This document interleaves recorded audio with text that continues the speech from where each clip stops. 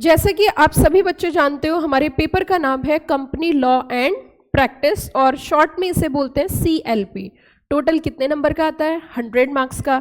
100 marks को 2 parts में divide किया है। 2 पार्ट्स में कैसे? एक 60 मार्क्स है और दूसरा 40 मार्क्स है। 60 मार्क्स में आपके प्रिंसिपल्स ऑफ कंपनी लॉ हैं और 40 मार्क्स में आपका कंपनी एडमिनिस्ट्रेशन एंड मीटिंग्स है। इट मीन्स 60 मार्क्स में हमें सिखाया जाएगा कंपनी का इनकॉर्पोरेशन। सबसे पहले क्या होगा, देखिए स्टार्टिंग में सबसे पहले हम क्या सोचते हैं कि हमें एक कंपनी इनकॉर्पोरेट करनी है। अच्छा, जो कंपनी इनकॉर्पोरेट करता है उस पर्सन के माइंड में आइडिया आता है, यस और नो? एक आइडिया जो बदल दे आपकी दुनिया, तो उस पर्सन के माइंड में आइडिया आएगा कि मुझे कंपनी इनकॉर्पोरेट करनी है। अभी तक आप सब बच्चों ने सुना होगा कि कंपनी एक कैसा पर्सन होती है? Artificial person. What do you mean by the artificial person? Artificial person का मतलब होता है जो ऑन पेपर्स तो एग्जिस्ट करती है बट एक्चुअलिटी में वो एग्जिस्ट नहीं करती, तो उसको हम क्या बोलते हैं? Artificial person. पॉइंट नंबर 1, क्या सिर्फ कंपनी ही आर्टिफिशियल पर्सन होती है या कोई और एंटिटी भी आर्टिफिशियल पर्सन हो सकती है? मेरा क्वेश्चन समझ में आया? मैं कुछ क्वेश्चंस भी रेज करूंगी और फिर उसके आंसर्स भी, ताकि आपकी बेस क्लियर हो। हमने कहा कंपनी एक आर्टिफिशियल पर्सन है, तो दूसरा मुद्दा ये उठता है, क्या कंपनी के अलावा भी कोई और आर्टिफिशियल पर्सन हो सकता है? अब इसका क्रक्स सुन लीजिए हमेशा के लिए। जिस भी ऑर्गेनाइजेशन का बर्थ एज पर लॉ होता है, जिस भी ऑर्गेनाइजेशन का बर्थ एज पर लॉ होता है, उसको हम क्या बोलते हैं? Artificial person. बर्थ हो रहा है ना एज पर लॉ, तो इट मीन्स अगर हम आर्टिफिशियल पर्सन की बात करें तो सिर्फ कंपनी ही नहीं आर्टिफिशियल पर्सन होती, सिर्फ कंपनी ही नहीं आर्टिफिशियल पर्सन होती, LLP भी आर्टिफिशियल पर्सन है। क्या बोला मैंने? LLP भी आर्टिफिशियल पर्सन है। हमारी जो इंस्टीट्यूट है ICSI वो भी आर्टिफिशियल पर्सन है। क्यों? क्योंकि उनका बर्थ भी एज पर लॉ हुआ है। Got the point? तो इट मीन्स अगर हम कंपनी की बात करें तो कंपनी क्या है? एक आर्टिफिशियल पर्सन। सबसे पहले एक पर्सन के माइंड में एक थॉट आएगा, एक आइडिया आएगा कि मुझे बिजनेस करना है, और जब उसके माइंड में थॉट आता है, बिजनेस आइडिया आता है, तो वो ये सोचता है कि मुझे किस फॉर्म में करना है। तो उसके पास कई सारे ऑप्शंस होते हैं। For example sole proprietorship, for example partnership, for example अगर उसे दान पुण्य करने की इच्छा है तो फिर भी वो कंपनी बना सकता है। सेक्शन 8 कंपनी अगर आपने सुना हो, दान पुण्य करना है तो सेक्शन 8 कंपनी। उसी के साथ साथ बच्चों, फिर उसके पास अगर उसे दान पुण्य नहीं करना, उसको प्रॉफिट कमाना है, तो फिर वो नॉर्मल कंपनी बनाता है। उसी के साथ साथ कंपनी में भी हमारे पास कई सारे ऑप्शन होते हैं। अगर हमें लार्ज स्केल पे बिजनेस करना है तो पब्लिक कंपनी, मीडियम स्केल पे बिजनेस करना है प्राइवेट कंपनी, इनिशियल स्टेज पे बिजनेस करना है, लोअर लेवल पे बिजनेस करना है तो OPC। तो मैंने क्या बोला? OPC। इसका मतलब जिस समय उस पर्सन के माइंड में थॉट आएगा तो उसको पता होगा मुझे किस स्केल पे बिजनेस करना है। तो इनिशियली सब जो स्टार्ट करते हैं वो प्राइवेट कंपनी से स्टार्ट करते हैं और लेटर ऑन उसे किस में कन्वर्ट कर लेते हैं? पब्लिक में। अब यहाँ पे जो हमें समझना है, इसका मतलब सबसे पहले क्या होगा? एक पर्सन के माइंड में आइडिया आएगा टू इनकॉर्पोरेट अ कंपनी। जो पर्सन होता है जिसके माइंड में आइडिया आता है उसको हमेशा ध्यान रखना, उसे बोलते हैं प्रमोटर। क्या बोलते हैं? क्या बोलते हैं? तो प्रमोटर के माइंड में आइडिया आएगा क्या बनाने का? कंपनी। सबसे पहले कौन सी कंपनी बनाई जाएगी? Private company. क्या बनाई जाएगी? Private company. OPC is also a private company, right? तो सबसे पहले क्या बनाई जाएगी? प्राइवेट कंपनी, और लेटर ऑन वो क्या बनाता है? Public company. तो पब्लिक कंपनी और प्राइवेट कंपनी में अंतर क्या होता है? अभी मैं जनरली बता रही हूँ, डीपली तो बहुत समझाऊंगी। अंतर ये होता है कि पब्लिक कंपनी पब्लिक से फंड रेज कर सकती है और प्राइवेट कंपनी पब्लिक से फंड रेज नहीं कर सकती। बिल्कुल इसी तरीके से एक साथ, एक नहीं 4 सेक्शन याद कराऊंगी, एक नहीं 4 सेक्शन। अब बिल्कुल ध्यान से सुनना, ये भी एक चैलेंज है। एक नहीं कितने सेक्शन बताए मैंने? 4 सेक्शन। अब सुनो ध्यान से। प्राइवेट कंपनी के promoter, who is a promoter? क्या बात है, आप तो बहुत इंटेलिजेंट हो गए। जिसके माइंड में क्या आया? आइडिया। तो प्राइवेट कंपनी के प्रमोटर प्रॉस्पेक्टस इशू करके पब्लिक कंपनी बनाते हैं। तो private company is defined section 2 clause 68, right? Then promoter is 69, then prospectus 70 and public company 71। अब आपको एक कॉमन टर्म याद रखना है। कंपनी एक्ट के अंदर डेफिनेशन सेक्शन 2 में डिफाइन है। किस में डिफाइन है? सेक्शन 2। सो इट मीन्स अगर हम सेक्शन 2 की बात करें तो सेक्शन 2 क्लास 68 के अंदर क्या हो गई? प्राइवेट कंपनी, 69 में प्रमोटर, 70 में प्रोस्पेक्टस और 71 में public company. Are you got the point? आज की क्लास इतनी मजेदार होने वाली है कि आपको फील भी नहीं होगा कि हमने कितनी देर पढ़ लिया। तो बिल्कुल ध्यान से सुनो। इसका मतलब जब हम पार्ट ए पढ़ेंगे तो पार्ट ए में हमें क्या पढ़ाया जाएगा, मतलब इस क्लास को लेने के बाद आप किसी को भी पूरा स्ट्रक्चर समझा सकते हो कंपनी एक्ट का। और ये क्लास इनिशियल क्लासेस लेना मस्ट है, क्योंकि इनिशियल क्लासेस से कॉन्सेप्ट क्लैरिटी बहुत अच्छी होती है। अब सुनिए मेरी बात, इसका मतलब पार्ट ए में हमें क्या सिखाया जा रहा होगा, खुद सोच के बताओ। सबसे पहले कंपनी क्या होती है, कंपनी का मीनिंग क्या है, कंपनी की डेफिनेशंस क्या है, कंपनी इनकॉर्पोरेट कैसे होती है, उसका प्रोसीजर सिखाया जाएगा। Anybody having any idea about the company का कौन सा सेक्शन है इनकॉर्पोरेट करने का? सेक्शन 7। अब उसे हमने कैसे याद किया, क्योंकि 7 फेरों से बंधाइए जन्मों का बंधन। अब हमने इसको ऐसे क्यों बोला, देखिए कंपनी का बर्थ कैसे होता है, लॉ से, तो कंपनी की डेथ भी कैसे होगी, लॉ से। कोई नेचुरल पर्सन आए, कोई नेचुरल पर्सन जाए, कंपनी की सेहत पे कोई असर नहीं पड़ता। तो इसीलिए कंपनी एक बार इनकॉर्पोरेट हो जाती है तो वो जन्मों जन्मांतर तक चलती है। तो 7 फेरों से बंधाइए जन्मों का बंधन, तो सेक्शन कौन सा हो गया, 7। Got the point? सेक्शन 7 हो गया। अच्छा, सेक्शन 2 में क्या है, डेफिनेशन से 2 सेक्शन क्लियर हो गए। ओके, अब मैं आपको एक बात और बताती हूँ। कंपनी एक्ट के अंदर टोटल 95 डेफिनेशंस हैं। कितनी डेफिनेशंस हैं? 95। अब ये जो डेफिनेशन सारी डिफाइन है ना, वो कौन से सेक्शन में डिफाइन है, सेक्शन 2। हमें सेक्शन 2 क्यों पढ़ना है? जब भी कभी लॉ पढ़ाया जाता है तो उसमें एक इंटरप्रिटेशन क्लॉज होता है। क्या वर्ड बोला मैंने? Interpretation clause. अब ये इंटरप्रिटेशन का मतलब क्या होता है, लॉ को पढ़ने को इंटरप्रेट करना बोलते हैं, क्योंकि law is not a plain English, वहां पे हमें मीनिंग निकालना होता है। मीनिंग किसका? क्योंकि जो भी कानून बनता है उसका एक उद्देश्य होता है, तो उसको इंटरप्रेट करना होता है कि ऑब्जेक्टिव क्या है और उसी के अकॉर्डिंग अप्लाई करना होता है। समझ में आया कि law is not a plain English कि बस हमने मीनिंग पढ़ दिया। लॉ मीनिंग पढ़ने के बाद ये समझना होता है कि इसका इफेक्ट क्या होगा, इसको क्यों बनाया और ये क्या बनाया। 3 चीजें बता रही हूं, इफेक्ट, क्या और क्यों। छोटी क्लासेस में मैं क्यों समझा देती थी, लेकिन अब मैं 3 चीजें लेके चलूंगी। पहला क्या, दूसरा क्यों और इफेक्ट। तो 3 चीजें हम यहाँ पे कवर करेंगे। तो इट मींस अब हमने यहाँ पे ये समझा कि जब हमारा इंटरप्रिटेशन क्लॉज होगा तो क्या मैम सिर्फ कंपनी एक्ट में होगा? Answer is no. आप जो भी कानून पढ़ोगे उसमें इंटरप्रिटेशन क्लॉज जरूर होगा। क्यों होगा? जैसे मान के चलो हमने कहा this section is applied to company. अब कंपनी का मतलब क्या? क्या कंपनी में पार्टनरशिप फर्म आ सकती है, क्या कंपनी में फॉरेन कंपनी आ सकती है, क्या कंपनी में इंडियन कंपनी आ सकती है? कंपनी का मतलब तो पता होना चाहिए ना। तो उसका मीनिंग हम कहां से उठाएंगे? Interpretation clause. कहां से उठाएंगे? Interpretation clause.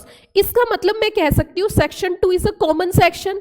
हम कोई भी सेक्शन पढ़ेंगे उसके साथ लिंक करना होगा किसको? सेक्शन नंबर 2 को। क्लियर?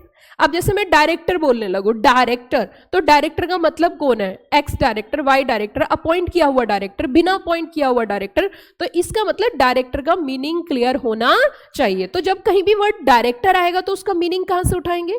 सेक्शन नंबर 2 से। कहां से? सेक्शन नंबर 2, क्योंकि सेक्शन 2 हमारा क्या है? Interpretation clause. क्लियर हुई बात? तो ये बताइए सबसे पहले क्या किया जाएगा? कंपनी का डेफिनेशंस, कंपनी कैसे बनती है, कंपनी कितने तरीके की होती है, कंपनी बन चुकी है, अब नेक्स्ट स्टेप क्या किया जाएगा। ऑन टिप्स ही आपको क्लियर कर देती हूँ। अब क्या करेंगे? कंपनी को चलाना है, और कंपनी को चलाना है तो किस चीज़ की ज़रूरत है? फंड्स की। फंड्स 2 तरीके से रेज कर सकते हैं, एक ऑनर्स फंड और दूसरा बोरोड फंड। तो आगे फिर हमें पार्ट ए में क्या पढ़ाना जाना चाहिए? हमें पढ़ाया जाएगा कि फंड कितने तरीके से इकट्ठे कर सकते हैं। अब लॉ के हिसाब से फंड रेज करना पड़ेगा। लॉ के हिसाब से कैसे? कि भैया तुम किसी से भी पैसे इकट्ठे कर लोगे फिर उन्हें वापस नहीं करोगे, और वापस नहीं करोगे तो कोई भी पैसे नहीं देगा। अंदर आ जाओ बेटा, आ जाओ। तो कोई भी पैसे नहीं देगा। अब नहीं देगा तो सिंपल सी बात है, बिजनेस हो नहीं पाएगा। तो ऐसी स्थिति में क्या किया जाता है कि एज ए कंपनी सेक्रेटरी आपको ये समझाया जाएगा कि जब एक कंपनी को पैसे की जरूरत पड़ेगी तो वो कितने तरीके से फंड रेज कर सकता है और कहां से फंड रेज कर सकता है। तो हमारे पास 2 रास्ते होते हैं। हम इंडिया से भी फंड रेज कर सकते हैं, हम फॉरेन कंट्री से भी फंड रेज कर सकते हैं। इंडिया से हम ऑनर्स भी कर सकते हैं और इंडिया से हम बोरोड भी कर सकते हैं। मेरी बात समझ में? क्या क्या बोला मैंने? ऑनर्स फंड भी हो सकता है और बोरोड फंड भी हो सकता है। Honours fund in the form of shares, borrowed fund in the form of debentures, ये सब आपका पढ़ा हुआ है। अब उसी के साथ साथ मैं फॉरेन पे अभी नहीं आऊंगी, जब मैं आपको चैप्टर पढ़ाऊंगी तो तभी बताऊंगी। जब भी कभी कुछ बेसिक चीजें समझा रही हूँ, जब भी कभी फॉरेन कंट्री की बात आएगी, एक एक्ट है जो हमेशा ध्यान रखना है, और वो है फेमा एक्ट। कौन सा एक्ट है? FEMA act. इट मीन्स जब भी कभी या तो हम फॉरेन कंट्री से कोई भी ट्रांजैक्शन करेंगे, चाहे हम वहां से फंड रेज कर रहे हैं, चाहे हम वहां पे बोरोविंग्स कर रहे हैं, चाहे हम वहां से कोई मशीनरी इंपोर्ट कर रहे हैं, चाहे हम मशीनरी एक्सपोर्ट कर रहे हैं, इट मीन्स कोई भी अगर फॉरेन कंट्री से ट्रांजैक्शन होगा, चाहे हम फॉरेन कंट्री खुद घूमने जा रहे हैं, चाहे हमारे बच्चे वहां पढ़ रहे हैं, सिंपल सी बात है, आपको एक एक्ट ध्यान रखना है। कौन सा? FEMA act 1999। क्लियर होगी बात? अब सुनिए मेरी बात। इट मीन्स इसके बाद हमें जनरल प्रिंसिपल्स में क्या पढ़ना होगा कि कंपनी जब इनकॉर्पोरेट होती है तो उसकी फंडिंग कैसे होती है, फंड कहाँ कहाँ से रेस कर सकते हैं। अब फंड भी हो गया। मुझे ये बताइए, जब भी कभी बोरोविंग्स होगी, है ना, क्या होगी? बोरोविंग्स होगी, तो ऐसी स्थिति में बोरोविंग के केस में कोई भी बैंक या एफआई क्या आपको ऐसे उठा के लोन दे देगा या सिक्योरिटी लेगा? ये तो बात क्लियर है। और जब सिक्योरिटी लेगा, देखो बहुत आसान है, चीजें ना बहुत सिंपल हैं, अगर हम उनको कनेक्ट कर ले, अगर हम उन्हें टेक्निकली समझ ले कि वो क्यों है। चैप्टर 1 नंबर 1 है तो 1 क्यों है, चैप्टर नंबर 2 है तो 2 क्यों है, क्योंकि यहाँ पे आप रट नहीं सकते, यहाँ रिसर्च आपको करनी होती है, आपको चीजों को समझना होता है। तो हम जनरल प्रिंसिपल्स में समझ रहे हैं। एक तो हमने कंपनी इनकॉर्पोरेट करना सीखना है, दूसरा कंपनी के लिए फंडिंग करनी है, और जब कंपनी के लिए फंडिंग करेंगे तो ऑब्वियस सी बात है हमें क्या ध्यान रखना पड़ेगा? लॉस का। फंडिंग कितने तरीके से हो सकती है? 2 तरीके से, ऑनर्स फंड और बोरोड फंड। अब जब बोरोविंग्स की बात होगी तो सिक्योरिटी देनी पड़ेगी, तो सिक्योरिटी का रजिस्ट्रेशन कराना पड़ता है। अब सिक्योरिटी भी रजिस्टर्ड हो गई। अब शेयर होल्डर्स बोलेंगे जी हमें भी कुछ दे दो, शेयर होल्डर्स को क्या दिया जाता है? डिविडेंड दिया जाता है। तो इसी तरीके से स्टेप बाय स्टेप अब मैं आपको लेके चलूंगी। जितने भी बच्चे लाइव स्टूडेंट में हैं, लाइव में पढ़ रहे हैं, अभी तक बताइए, अभी वैसे मैंने कुछ पढ़ाया नहीं, अभी ये थी आपकी वार्मिंग अप एक्सरसाइज। अब वार्मिंग अप एक्सरसाइज के बाद हम थोड़ा सा धीरे धीरे स्टेप बाय स्टेप आगे चलेंगे। स्टेप बाय स्टेप जब हम आगे चलेंगे तो बच्चों देखिए, इंडिया के अंदर अगर हम बात करें, जो हमारा कंपनीज एक्ट 2013 आज के डेट में पिक्चर में है, उसके अंदर टोटल 470 सेक्शंस हैं। लेकिन हमें ये पता होना चाहिए कि मैम खाली 470 सेक्शंस पढ़ने हैं, आंसर इज नो। 470 सेक्शंस के साथ साथ 7 शेड्यूल्स हैं। क्या बोला मैंने? 7 शेड्यूल्स हैं। अब वो 7 शेड्यूल का मतलब क्या होता है? शेड्यूल का मतलब होता है स्टोर रूम। स्टोर रूम में जो एक्स्ट्रा सामान है वो कहाँ रखा रहता है? शेड्यूल्स में। तो इट मीन्स यहाँ पे भी कंपनी एक्ट के सेक्शन के साथ साथ क्या पढ़ना होगा? हमें शेड्यूल्स पढ़ने होंगे। क्लियर या ऑल क्लियर? एक पेन और एक रजिस्टर आपको निकालना होगा, और उसमें पता है क्या लिखना होगा? Basic overview of companies act. Basic overview of companies act. और ये जो है ना, आपको 2 चीजें हमेशा कैरी करनी है। पता है क्या? अब जब मैं आपको चैप्टर पढ़ाऊंगी तो उसमें जरूरी नहीं है मैं सेक्शन 1 ही पढ़ाऊं, उसमें बीच में सेक्शन 35 आ सकता है। समझो मैं क्या कहना चाह रही हूं? उसमें सेक्शन 149 आ सकता है। ऐसे पेपर्स पे लिखना जिसको आप डेली कैरी कर सको, क्योंकि ये आपकी बेसिक ओवरव्यू और मास्टर समरी है। तो इसका जो मेन नाम है वो है master summary of companies act. क्या नाम है बताना जरा? Master summary of companies act. Daily class में कैरी करना है। जब मैं आपको रेफरेंस दूंगी एज पर सेक्शन 149, तो अब आप सोचोगे यार 149 में क्या है, तो आपको आपकी मास्टर समरी से क्लियर हो जाएगा कि 149 में डायरेक्टर है। Are you got the point? क्योंकि जब हम कंपनी बनाएंगे तो कंपनी बनाने के लिए हमें डायरेक्टर्स भी चाहिए, है ना?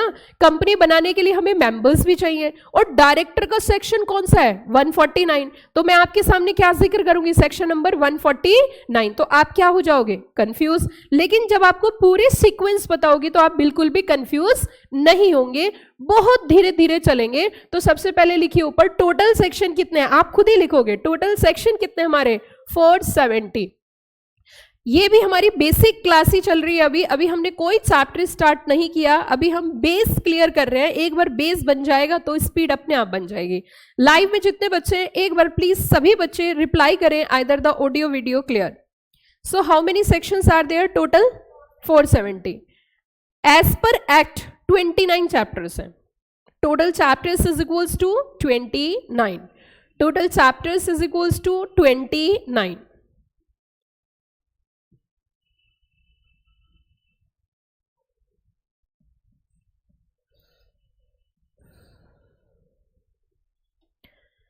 अब बच्चों जब भी हम कभी लॉ की शुरुआत करते हैं तो शायद आपने अभी तक सुना है नहीं सुना है, लेकिन मैं बता देती हूँ, हमारी शुरुआत होती है बेयर एक्ट से। किससे होती है?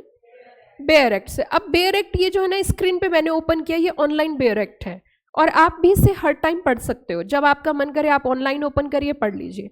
फिजिकल बेयर एक्ट भी आता है, 400 350 400 रुपये की बुक आती है, आप अपने बैग में रख सकते हो और इंटरप्रिटेशन के लिए पढ़ सकते हो। मैम जी इतना आप हमें होशियार मत समझो, हम सिलेबस पढ़ लें वही हमारे लिए बहुत है, ठीक है, तो कोई बात नहीं, लेकिन मुझे आपको तैयार करना है, मुझे आपको उसके लिए उस लेवल तक लेकर जाना है। तो आपकी स्क्रीन पे जो ओपन हुआ है that is the online bare act.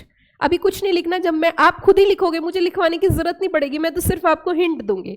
This is a online bare act. और हमने कहा कि इसके अंदर टोटल, कंपनी एक्ट के अंदर टोटल कितने चैप्टर्स हैं? There are total 29 chapters. अब मुद्दा ये उठता है, क्या हमें सारे चैप्टर पढ़ने हैं या हमें कम चैप्टर पढ़ने हैं या हमें कितने सेक्शन पढ़ने हैं? क्योंकि सेक्शन तो कितने नजर आए? 470। आज की क्लास में मैं आपको ये भी बताऊंगी कि फाइनल में आपको क्या पढ़ना है, आपको अपने आप ही क्लियर हो जाएगा, ठीक है, लेकिन मुझसे ही पढ़ लेना, फाइनल में भी आ जाओ तो। अब सुनो मेरी बात, ध्यान दीजिए। तो इट मीन्स सबसे पहली चीज ये होती है, जब भी कभी कोई कानून पिक्चर में आता है तो उसकी एप्लीकेबिलिटी देखी जाती है। एप्लीकेबिलिटी मतलब कि ये कहाँ पर लागू होगा, ये किस किस पर लागू होगा, क्या ये सभी जगह, इंडिया के हर जगह पर एप्लीकेबल है या कुछ जगह को एग्जेम्पशन है। जैसे कि आप सभी बच्चे जानते होंगे, पहले जम्मू एंड कश्मीर के ऊपर बहुत सारे एक्ट लागू नहीं होते, तो किसी भी एक्ट का, ये मैं सिर्फ कंपनी एक्ट नहीं पढ़ा रही है, आपको हर कानून का जिक्र कर रही हूँ, किसी भी एक्ट का सेक्शन नंबर 1 जो होता है वो पता है हमें क्या सिखाता है? देखिए ये फर्स्ट चैप्टर है और इसका फर्स्ट सेक्शन है ये, और इसका नाम क्या है जरा देखो। अब मेरी बात सुनो, याद रखना, जब मैं आपको JIGL पढ़ाऊंगी तो JIGL में एक चैप्टर पढ़ेंगे जिसका नाम है इंटरप्रिटेशन ऑफ स्टैट्यूट्स। अब ये दो शब्द आए, one is a interpretation, second one is a statutes. तो हमें पता होना चाहिए what do mean by the interpretation. Interpretation का मतलब क्या समझाया था, बताइए जल्दी से। इंटरप्रिटेशन का मतलब है कानून को पढ़ना, और कानून सिर्फ सिंपल रीडिंग नहीं होती, कानून क्यों है, कानून क्या है और इसका इफेक्ट क्या है। Got the point? तो उसे हम क्या कहते हैं? इंटरप्रेट। इसी वजह से जो लेमैन लोग होते हैं वो कभी भी कानून नहीं पढ़ पाते, जो स्टूडेंट हैं, जो प्रोफेशनल्स हैं, जिनको लॉ की नॉलेज है वही पढ़ पाते हैं। अब देखो, अगर किसी आम आदमी से बोले हम कि ये क्या लिखा हुआ है जरा बताना, तो वो सीधा पता क्या बोल देगा?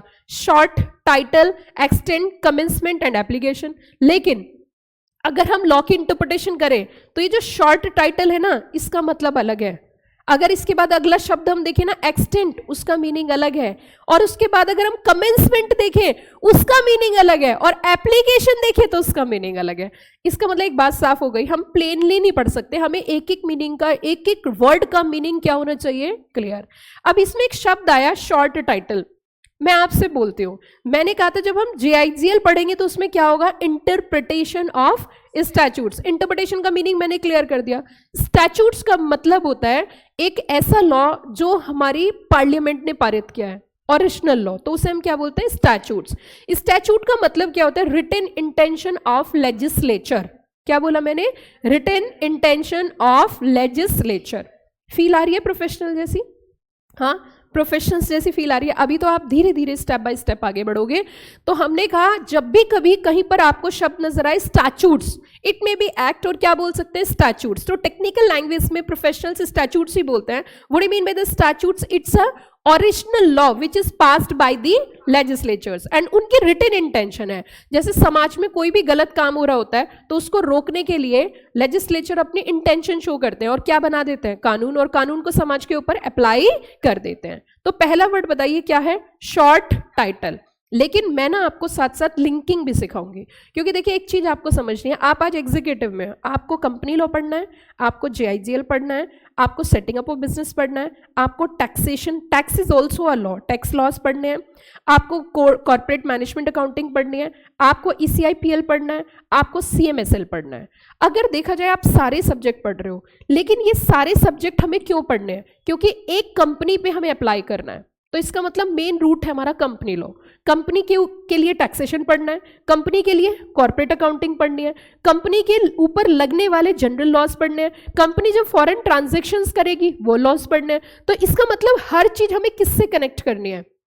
कंपनी से, ये बात समझ लेना। एंड आपका भी नाम क्या है? Company secretary. अब मुझे एक बात बताइए, सोच समझ के बताना। सपोज करिए आप कंपनी में जॉब कर रहे हो और आपको अपॉइंट किया एज ए कंप्लाइंस ऑफिसर, तो वहां पे बस आप ये बोलोगे, देखो भाई मुझे कंपनी लॉ पता है। अब दूसरे वाले को बताओ जिसे जनरल लॉ पता है, तीसरे को बुलाओ, तीसरे सीएस को बुलाओ जिसे क्रिमिनल लॉ पता है, चौथे सीएस को बुलाओ ना जिसे कॉर्पोरेट लॉस पता है, कैपिटल लॉस पता है, पांचवे को बुलाओ जिसे इकोनॉमिक लॉस पता है। कंपनी भगा देगी, भगा देगी नहीं भगा देगी? बताइए। तो कंपनी क्या चाहती है? 10 कंपनी सेक्रेटरी रखो, और कंपनी सेक्रेटरी मतलब जिसने सारे लॉस पढ़े हैं। तो अब मेन चीज ये है, हमें यहाँ पे एक और चीज समझनी है। कुछ चीजें मैं आपकी एक्जी में कनेक्ट करूंगी और कुछ चीजें मैं आपकी प्रोफेशनल से कनेक्ट करूंगी। मैं आपको बोल दूंगी ये हमें कहाँ पढ़ना है, प्रोफेशनल में, तो आपका एक बेस बन जाएगा। अब मेरी बात सुनिए, हमने कहा शॉर्ट टाइटल है, इसको दूसरे सब्जेक्ट से कनेक्ट करते हैं। जब हम दूसरे सब्जेक्ट पे आएंगे तो पेपर का नाम है JIGL, जो कि ग्रुप 1 में है। उसमें एक चैप्टर है जिसका नाम क्या है? Interpretation of statutes. उसमें इसका मतलब क्या हुआ चैप्टर का? स्टैट्यूट्स को इंटरप्रेट करना। तो उसमें ना मदद दी है कि आप 2 तरीके की मदद ले सकते हो जब आप चैप्टर को या लॉ को पढ़ोगे। एक है इंटरनल एड और दूसरी है एक्सटर्नल एड। अब इंटरनल एड में उन्होंने कहा शॉर्ट टाइटल से भी आप समझ सकते हो कि चैप्टर के अंदर क्या है या सेक्शन के अंदर क्या है। मतलब क्या हुआ? जैसे मैं आपके सामने एक एग्जाम्पल रखती हूं, गदर एक प्रेम कथा। गदर एक प्रेम कथा। अब मुझे बताओ, प्रेम की वजह से गदर हुआ है, गदर की वजह से प्रेम हुआ है? सोच के बताना, इंटरप्रिटेशन करो। गदर की वजह से प्रेम है या प्रेम की वजह से गदर है? पक्का? गदर की वजह से प्रेम नहीं हुआ? इसका मतलब तुमने फर्स्ट वाली मूवी नहीं देखी। तो गदर की वजह से ही तो प्रेम हुआ था। देखो आप फंस गए ना अपनी बात में। किसी ने फर्स्ट पार्ट देखा है गदर का? तो आप सच बताओ, प्रेम की वजह से गदर हुआ है या गदर की वजह से प्रेम हुआ है?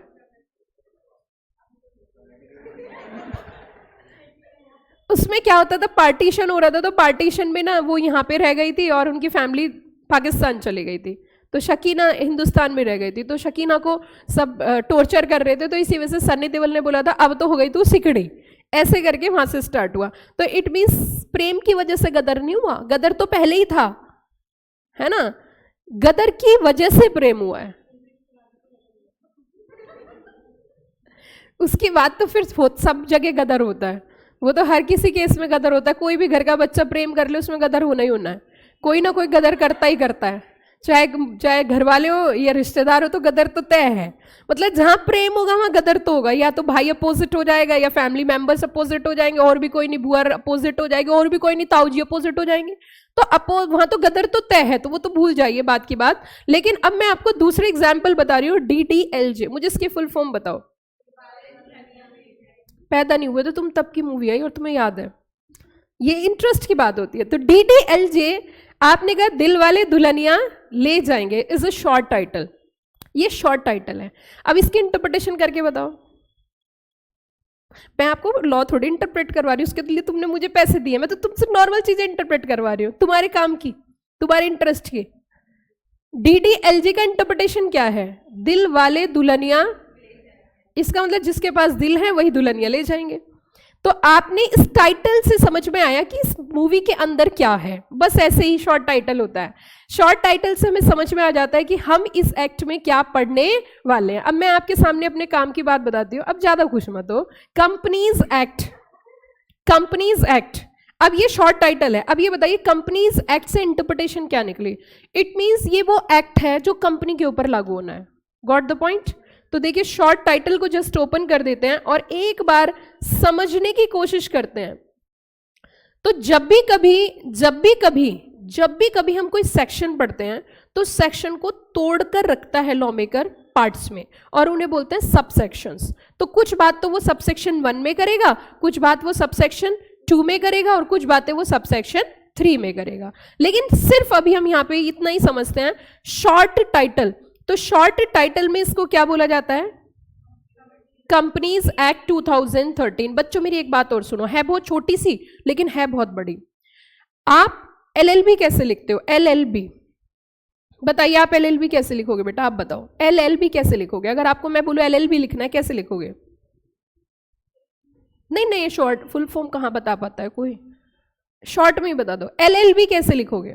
लाइव में जितने बच्चे LLB लिख के भेजे मुझे जल्दी से, अच्छा पीछे बताओ, LLB कैसे लिखोगे? LLB ऐसे लिखोगे? आप कैसे लिखोगे?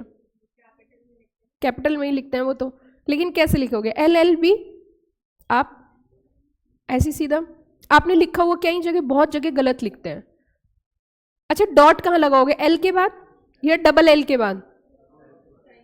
कहीं भी लगा देंगे, मतलब डॉट ही तो लगना है, कहीं लगा दो, क्या फर्क पड़ता है? बी के बाद लगा दो, बी से पहले लगा दो, डॉट लगना चाहिए। क्योंकि यही हाल संस्कृत में भी तो था भाई, वो डंडा नहीं समझ में आता था, उसे इधर कर दे तो मैम गोला देती थी, उसे इधर कर दे तो गोला देती थी, दो बिंदी की जगह एक लगा दिया तो नंबर कट गया। समझ आई संस्कृत कभी? कि अब ऐसे भी बच्चे आपने क्लास में देखोगे, कुछ बच्चे ऐसे जिनकी संस्कृत में आउट ऑफ आउट आते थे, और कुछ बच्चे ऐसे थे जिनका संस्कृत में एक भी नंबर नहीं आता था, वो भगवान जय श्री राम बस पास करवा दे, है ना? तो समझ की बात है। तो मैं आपको सही बता देती हूँ, LLB लिखने का आप बहुत जगह नोटिस करना गलत लिखते हैं। LL.B, कभी भी फर्स्ट L के बाद डॉट नहीं आता, डबल L.B। तो देखिए यहाँ पे ना, जब हम एक पढ़ाई करते हैं और जिसकी वैल्यू बहुत ज्यादा होती है, आप एक ऐसे प्रोफेशनल बनने जा रहे हो जो कॉर्पोरेट लीडर्स हैं, जो कॉर्पोरेट को रिप्रेजेंट्स करेंगे, और अगर आप ही गलत करोगे तो it give a negative message to everybody. और एक बात और बताती हूँ, अगर एक बार तुमने मिस्टेक कर दी ना, आपका जूनियर, आपके कलीग्स आपकी बहुत लैग पुलिंग करेंगे, इसलिए हमें कोई मौका नहीं देना है।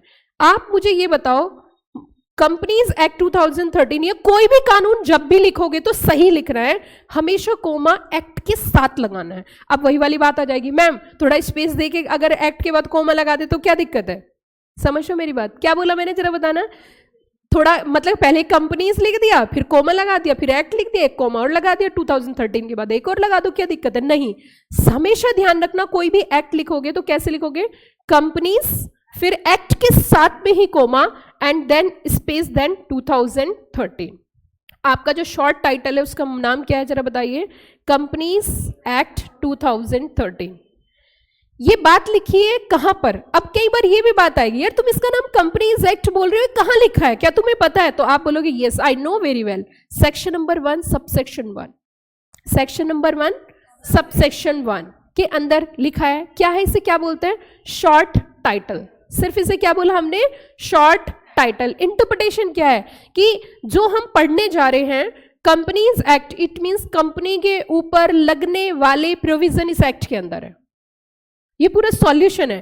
कंपनी बनेगी कैसे, कंपनी चलेगी कैसे, और इवन कंपनी बंद कैसे होगी, ये भी सॉल्यूशन कहां पर है? Companies act. हम कह सकते हैं ये हमारा वन स्टॉप सॉल्यूशन है, जो कंपनी को चलाएगा भी, कंपनी को बनाएगा भी, कंपनी के लिए फंड अरेंज होंगे, कंपनी के लिए मैनेजमेंट अपॉइंट होगा, कंपनी अगर बंद करनी है तो वो भी कहां पर है? Companies act. आपके हिसाब से क्या हमें टोटल 470 सेक्शंस पढ़ने होंगे या कम? क्यों मैम? छोटे बच्चे हैं, भूल जाइए। आपको मैं बता देती हूँ, हमें जो यहाँ पे सेक्शन पढ़ने हैं, और सेक्शन आपको टिप्स पे याद होगे, बस मेरे से आप एक वादा करो, और वादा किया तो कोचिंग मत खोलना, ठीक है? क्योंकि अभी मैं कल परसों एक बच्चा आया, वो पता क्या कह रहा, मैम आपका एक स्टूडेंट है, पीजी में रहता है, उसने एक बोर्ड लगा रखा है, और जब मैं उसे पढ़ाते हुए देखता हूँ ना, एक एक चीज रट ली है उसने आपकी, ऐसा लगता है कि आप ही पढ़ा रही हो। तो मुझे लगा ये तो बड़े झटके वाली बात है ना? कोई बात नहीं, आप खोल लेना, लेकिन अभी नहीं, 20-25 साल बाद आइए वापस। अब सुनो मेरी बात, अगला पॉइंट बिल्कुल ध्यान से सुनना, बिल्कुल प्यार से सुनना, कि यहाँ पे हमने जो बात करी, बेसिकली हमने कहा कि जो हमारे टोटल सेक्शंस है, बता दो एक बार कितने हैं? 470। आपको 470 नहीं पढ़ने, टोटल सेक्शन जो हमें पढ़ने हैं। Anybody having any idea? Any idea? देखो मैं पढ़ा सकती हूँ डॉक्ट्रिन ऑफ अल्ट्रा वायरस, या मैं बेहुदी चीजें भी पढ़ा सकती हूँ आपको, रूट मैप। तो रूट मैप हम चैप्टर का पढ़ेंगे, सिलेबस का नहीं। अब मुझे ये बताइए, हाँ जी बच्चों जल्दी बताओ, हाफ, हाफ मतलब 200 के आसपास। सुनिए सुनिए, ध्यान दीजिए, मैं बताती हूँ आपको, हमें जो टोटल सेक्शन पढ़ने हैं वो 245 तक पढ़ने हैं, सेक्शन 245 तक। और उसके बाद वाले जो सेक्शंस हैं CS प्रोफेशनल, क्योंकि उसके बाद कंपनी के कुछ एडवांस प्रोविजंस हैं, NCLT का प्रोसीजर है, NCLT में कैसे जाना है, वो सारी चीजें हैं। तो इट मींस टोटल आपका सिलेबस कितना है? Up to section number 245, till section number 1 till section number 245। अपनी मास्टर समरी में लिखिए, total coverage is equals to section number 1 till section number 245, section number 1 till section number 245। बहुत सारे बच्चे 1 से लेके 2:45 तक। बहुत सारे बच्चे सीएस एग्जीक्यूटिव में पढ़ रहे होते हैं, लेकिन उन्हें यही नहीं पता होता कि हम पढ़ क्या रहे हैं, क्या पढ़ना है, टोटल सेक्शन, बस चैप्टर के नाम बता दिए जी, चैप्टर ये हैं। अब सुनो मेरी बात, हमने कहा शॉर्ट टाइटल हम समझ चुके हैं। नेक्स्ट पॉइंट क्या है? एक्सटेंट। अब एक्सटेंट का मतलब क्या? मतलब ये कहाँ कहाँ पर लागू होगा? क्या सिर्फ दिल्ली की कंपनीज पे लगेगा, या बॉम्बे की कंपनीज पर लगेगा, या आउटसाइड इंडिया की कंपनीज पे लगेगा? तो इन्होंने क्या लिखा जरा बताना? Whole of India. Jammu and Kashmir का कोई सिस्टम नहीं है, it applicable to all over India, whole India. And whole India की अगर मैं इंटरप्रिटेशन करने लगूँ यहाँ पे तो और ज़्यादा टाइम लग सकता है, लेकिन मुझे बस आपको चीज़ें सिखानी है और अच्छी सिखानी है। होल ऑफ इंडिया में यहाँ पे टेरिटोरियल वाटर भी आ जाता है ना, बहुत सारी चीज़ें आ जाती है, बट आप इतना ही याद रखो जितना क्या बोला, होल ऑफ इंडिया। अच्छा अब ये बताओ, ये तो हमें एक्सटेंड का मतलब तो समझ में आ गया, शॉर्ट टाइटल का मीनिंग क्लियर हो गया? अच्छा ये बताइए, this is applicable to all over India, ये बात कहाँ लिखी है? Section number 1 subsection number 2। क्योंकि आपका जो ट्रेनर हो, जो जब आप ट्रेनिंग के लिए जाओगे ना, तो आपसे ऐसे क्वेश्चन पूछे जा सकते हैं, कहाँ लिखी है बात, आपको कैसे पता? तो आपको सोर्स पता होनी चाहिए। This is to be mention in the section number 1 and subsection number 2। Clear? Come to the next point, that is the commencement. ये कब से लागू हुआ था? कमेंस कब से हुआ है? कमेंसमेंट कब से है? कमेंसमेंट मतलब किस दिन से ये लागू हुआ? तो एक चीज तो आपको पता है, एक चीज तो आपको पता ही है, क्या कि हमारा जो कंपनी एक्ट है वो 2013 में आया था। लेकिन मुद्दे वाली बात, क्या सारे के सारे सेक्शन 2013 में आए थे? नहीं। 2013 में 29 अगस्त को जब ये लागू किया गया था, जब भी कभी कोई कानून लागू किया जाता है तो उसके लिए नोटिफिकेशन इशू किया जाता है। क्या इशू किया जाता है? नोटिफिकेशन। तो इसका नोटिफिकेशन आया था और 29 अगस्त से हमारी एप्लीकेबिलिटी हुई थी सम ऑफ द सेक्शंस। क्या बोला मैंने? सम ऑफ द सेक्शंस। अब देखिए नेक्स्ट पॉइंट है इसमें एप्लीकेशन। तो एप्लीकेशन हम बाद में देखेंगे, क्योंकि इलेक्ट्रिसिटी कंपनीज और इनकी अभी आपको समझ ही नहीं है तो पढ़ाना बेकार है। तो अभी सिर्फ ये बताइए सेक्शन नंबर 1 के अंदर क्या लिखा है? बाहर आ जाते हैं इससे, और सेक्शन नंबर 1 की हेडिंग मुझे बता दीजिए, सेक्शन नंबर 1 में क्या लिखा है? शॉर्ट टाइटल में से क्या बोलते हैं? Companies act 2013। कैसे लिखोगे? कंपनीज एक्ट लिख के, एक्ट के बाद कोमा, देन 2013। ओके। उसी के साथ साथ नेक्स्ट पॉइंट था, शॉर्ट टाइटल क्लियर हो गया। फिर दूसरा पॉइंट था extend, extend to all over India. Next था कमेंसमेंट 29 अगस्त 2013, और गवर्नमेंट जब नोटिफिकेशन इशू करती है तो उसी के हिसाब से लागू होता है। अच्छा बताइए, जैसे कंपनी एक्ट नया आया, उससे पहले 1956 था, कंपनी के ऊपर अगर सारे सेक्शन एक साथ लागू कर दोगे तो पागल हो जाएंगे। क्यों? क्यों बताइए? पागल हो जाएंगे मैं कह रही हूं, लेकिन क्यों ये आप बताओ, सोच के बताना। देखो आप अगर घर पे पढ़ते हो और अगर आप क्लासरूम में पढ़ते हो, दोनों में अंतर है। सपोज आप घर पे बैठ के आज पढ़ाई करो तो आप सबसे पहले इंस्टीट्यूट की जो मॉड्यूल है उसका चैप्टर नंबर 1 पढ़ोगे, है ना? ये सिंपल। और कहां से क्या पढ़ोगे? लेकिन जब हम पढ़ाते हैं तो चैप्टर 1 तक पढ़ाने के लिए हम पूरा रूट मैप दे देते हैं कंपनी एक्ट का। तो आप मुझे बताइए, मैंने ये बात बोली कि कंपनीज एक्ट 2013 पिक्चर में आ गया, टोटल कितने सेक्शन है? 470, सारे सेक्शन लागू कर दिए तो कंपनीज पागल हो जाएंगी। कंपनी के उनकी प्रोफेशनल, पर क्यों? आप ये बताइए, कंपनी जो बनाई जाती है उसका ऑब्जेक्टिव होता है बिजनेस करना, और बिजनेस वो चाहते हैं लीगल तरीके से हो, और लीगल तरीके से तब हो सकता है जब लॉ का पालन हो। और अगर सारे सेक्शन एक साथ अप्लाई कर दोगे तो वो बिजनेस तो कर ही नहीं पाएगी। क्यों? क्योंकि उसके ऊपर इतना बर्डन आ जाएगा, सारे लॉज एक साथ अप्लाई कर दिए, होच पोच हो जाएगा। यस और नो? तो उनका मेन बिजनेस भी अफेक्ट हो जाएगा। देखिए कंपनी का मेन ऑब्जेक्टिव लॉ कंप्लायंस नहीं होता, कंपनी का मेन ऑब्जेक्टिव होता है बिजनेस करना as per law. I am right or wrong? तो एज पर लॉ ठीक है करना है, लेकिन अगर सारे लॉ एक साथ डाल दोगे तो कैसे सारा चेंज करेंगे? तो इसीलिए क्या किया गया था, कंपनीज एक्ट के सारे सेक्शन एक साथ इफेक्टिव नहीं हुए थे, स्लैप्स में हुए थे, कि पहले 96 होंगे, फिर बाकी के सेक्शन, फिर बाकी के section. Got the point everybody? 2013 में एक्ट आया था, लेकिन 2016 तक नए सेक्शंस आए थे। क्लियर या ऑल क्लियर?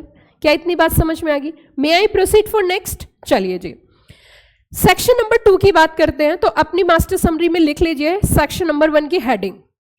सेक्शन नंबर 1 की हेडिंग नोट कर लीजिए। ये समरी आपको हर रोज क्लास में लानी है। जब भी कभी कंपनी लोग की क्लास होगी इस तरीके से लिखना, स्टेपल वाले पेज पे लिखना, व्हाइट पेपर पे लिखना, ताकि बैग में मास्टर समरी रहे। मैं बीच में कोई भी सेक्शन बोलूंगी, आपको समझ आना चाहिए कि सेक्शन किस चैप्टर का है। ठीक? तो सेक्शन नंबर 1 में क्या जरा बताना? Short title, extend, commencement. अब बताइए सेक्शन नंबर 2 के अंदर क्या नजर आ रही है? डेफिनेशंस। अच्छा, डेफिनेशन को क्या बोला जाता है? Interpretation clause. तो लिखिए section number 2, section number 2,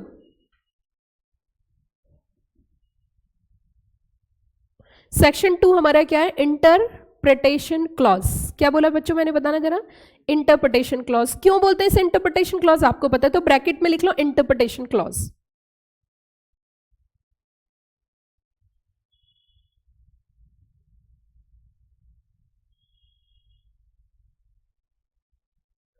total कितनी डेफिनेशंस है? टोटल 95 डेफिनेशंस है ना, जो हमारी टोटल, उसके नीचे लिख लो सेक्शन 2 में total definition is equals to how many? 95।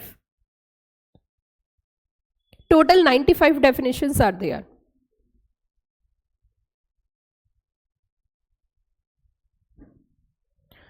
इतनी बात क्लियर होगी? टोटल कितनी डेफिनेशंस होगी? 95 डेफिनेशंस आर देयर। अब थोड़ा सा और आगे बढ़ते हैं। हमने कहा जी हमें 1 समझ में आ गया, हमें 2 समझ में आ गया, अब बढ़ेंगे किसकी तरफ? 3। अच्छा ये बताइए क्या सेक्शन 2 कॉमन सेक्शन है? ऑफ कोर्स यस, सेक्शन 2 हमारा क्या है बच्चों? कॉमन सेक्शन है। अब हम बढ़ेंगे सेक्शन 3 की तरफ। आपके हिसाब से अब डेफिनेशन होगी तो अब सेक्शन किसका आना चाहिए? मतलब क्या किया जाएगा? कंपनी बनाई जाएगी, तो सेक्शन नंबर 3 किसका होगा? कंपनी इनकॉर्पोरेशन का। तो बच्चों आगे चलते हैं थोड़ा सा, और अब मैं आपको दिखाती हूँ। सबसे पहले देखिए, ये देखिए सेक्शन नंबर 3 से लेके कहाँ तक? 22 तक। ये किसके हैं? सेक्शन 3 से 22 क्या होगा? सबसे पहले कंपनी इनकॉर्पोरेट की जाएगी, लॉजिक भी पता होना चाहिए। तो नेक्स्ट लिखिए incorporation of company, incorporation of company. Section 3 till section, आपके पास है बेटा पहले से? Very good. सेक्शन 3 से लेके सेक्शन नंबर 22 मुझे देना जरा। अच्छा अच्छा ठीक है ठीक है। सेक्शन 3 से लेके कहां तक है बच्चों? 22, जिसके अंदर हम क्या सीखेंगे? क्या सीखेंगे बताइए? कंपनी को इनकॉर्पोरेट करना। तो इनकॉर्पोरेशन ऑफ कंपनी के सेक्शन कहां से कहां तक है? सेक्शन 3 से लेके सेक्शन नंबर 22 तक। अब कंपनी इनकॉर्पोरेट होगी, अब अगला स्टेप बताओ क्या करना चाहिए? आप बताते जाओगे, मैं समझाती जाऊंगी। कंपनी बन चुकी है, मुझे क्योंकि कंपनी आपके पेपर्स पे नहीं बनानी, मुझे आपके माइंड में सेट करनी है। आप ये बताइए क्लास आप कितने दिन ले सकते हो? 1 लेवल पे, 2 लेवल पे।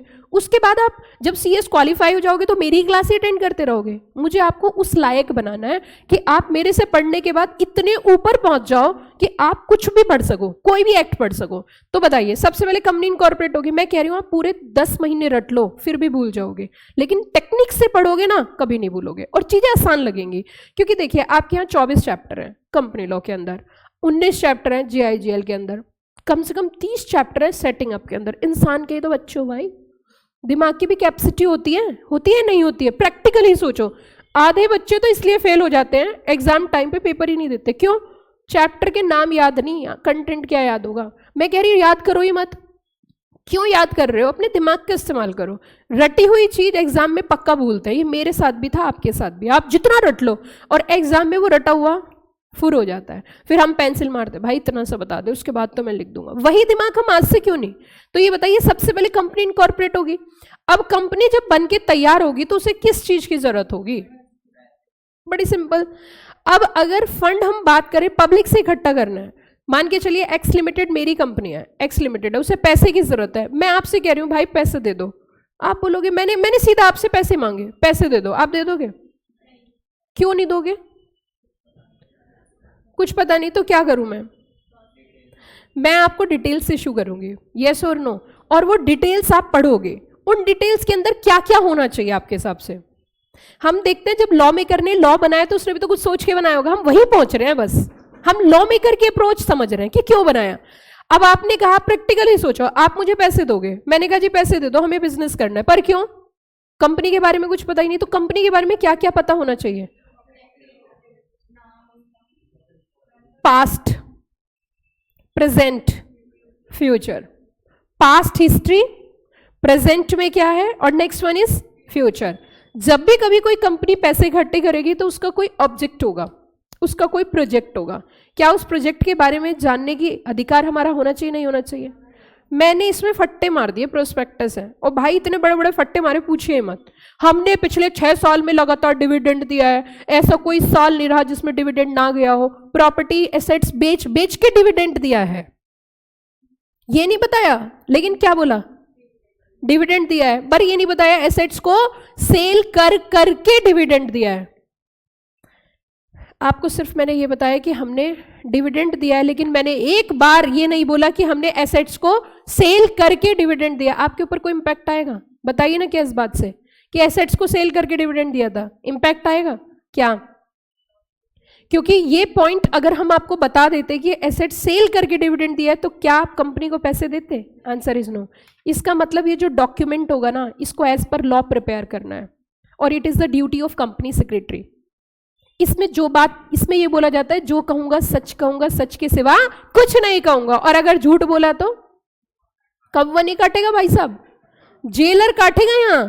क्योंकि अगर तुमने प्रोस्पेक्टस में झूठ बोला, कमाल की बात सुनिए, अगर तुमने प्रोस्पेक्टस में झूठ बोला तो अब तो जेल में जाना पड़ेगा, और जेल की रोटी खानी पड़ेगी, और जेल का पानी पीना पड़ेगा। अब मेरी बात सुनिए, हम एक प्रोजेक्ट चला रहे हैं, मैं आपको ये सब चीजें इसलिए समझा रही हूं क्योंकि जब आप चैप्टर पढ़ोगे ना, लिटरली आपको कुछ सोचने की जरूरत नहीं पड़ेगी। हमने कहा इस डॉक्यूमेंट्स को पढ़ के हम बहुत सारे इनोसेंट लोगों से पैसे इकट्ठे कर लिए, क्या इतने सारे लोगों का लॉस हुआ कि नहीं हुआ?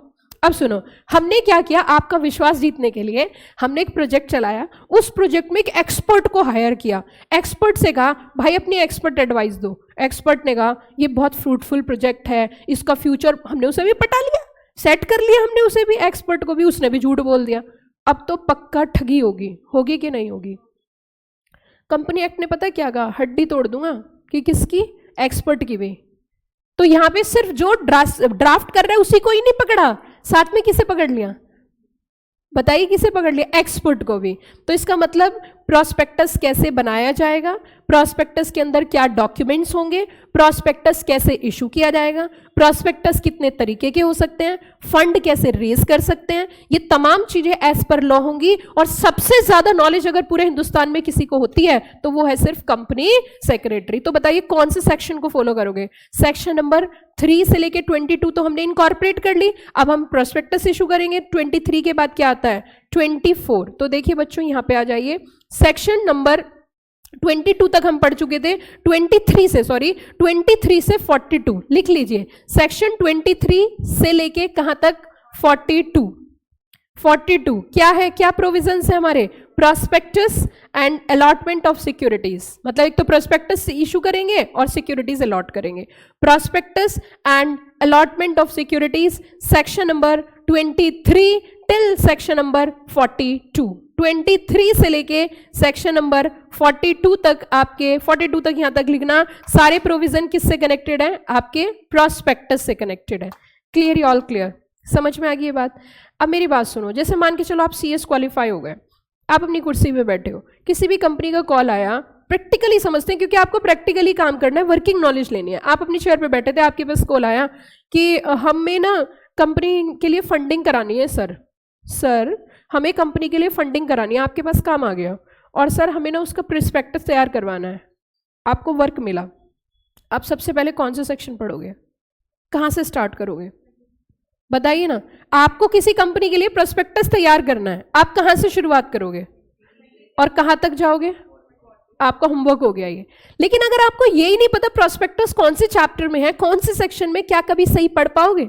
नहीं पढ़ पाओगे ना। तो इट मीन्स अगर आपके पास कोई वर्किंग आती है कि आपको प्रोस्पेक्टस ड्राफ्ट करना है, तो आप कौन से सेक्शन से स्टार्ट करोगे? 23 और कहां तक जाओगे? 42। ये होमवर्क, ये आपके प्रोजेक्ट्स होंगे, ये आपका बिजनेस होगा, यही काम आएंगे आपके पास। आप बैठे होंगे ऑफिस में, आपके पास कॉल आएगा, आपको प्रोस्पेक्टस बनाना है, तो सबसे पहले आप फाइल तैयार करोगे, सेक्शन 23 को पढ़ोगे, 24 जो कि अभी आपको पढ़ाए जाएंगे, और उसके बाद एक्सपोर्ट पॉइंट ऑफ व्यू से उसे एनालाइज करोगे, फिर प्रोस्पेक्टस का फॉर्मेट बनाओगे, तैयार करोगे, भेजोगे, पैसे ले लोगे। समझ में आई बात? अब यहां तक 42 तक हम खत्म कर चुके हैं। यहां तक हमने क्या कितने सेक्शन कवर कर लिए? सेक्शन 1 से लेके सेक्शन नंबर 42। सेक्शन 1 कॉमन होता है, जिसके अंदर क्या था? Short, title, extend, commencement. Section 2 के अंदर क्या थी? डेफिनेशन। टोटल कितनी डेफिनेशन है? 95। क्या बोला जाता है इसे? Interpretation clause. सेक्शन 3 से लेके 22 क्या है उसके अंदर? Company incorporation. सेक्शन नंबर 23 से लेके सेक्शन नंबर 42 क्या है इसके अंदर? प्रोस्पेक्टस। अब बताइए फंड कितने तरीके से रेज करते हैं? दो। कौन कौन सा? पहला क्या होता है? Honours fund. पहली प्रेफरेंस क्या रहती है? ऑनर्स की, और दूसरी क्या रहती है? बोरोड। नेक्स्ट लिखिए, collection of fund. Collection of fund, collection of fund, fund is equals to, fund is equals to owners fund और बोरोड फंड। ऑनर्स फंड और क्या होता है? Borrowed fund.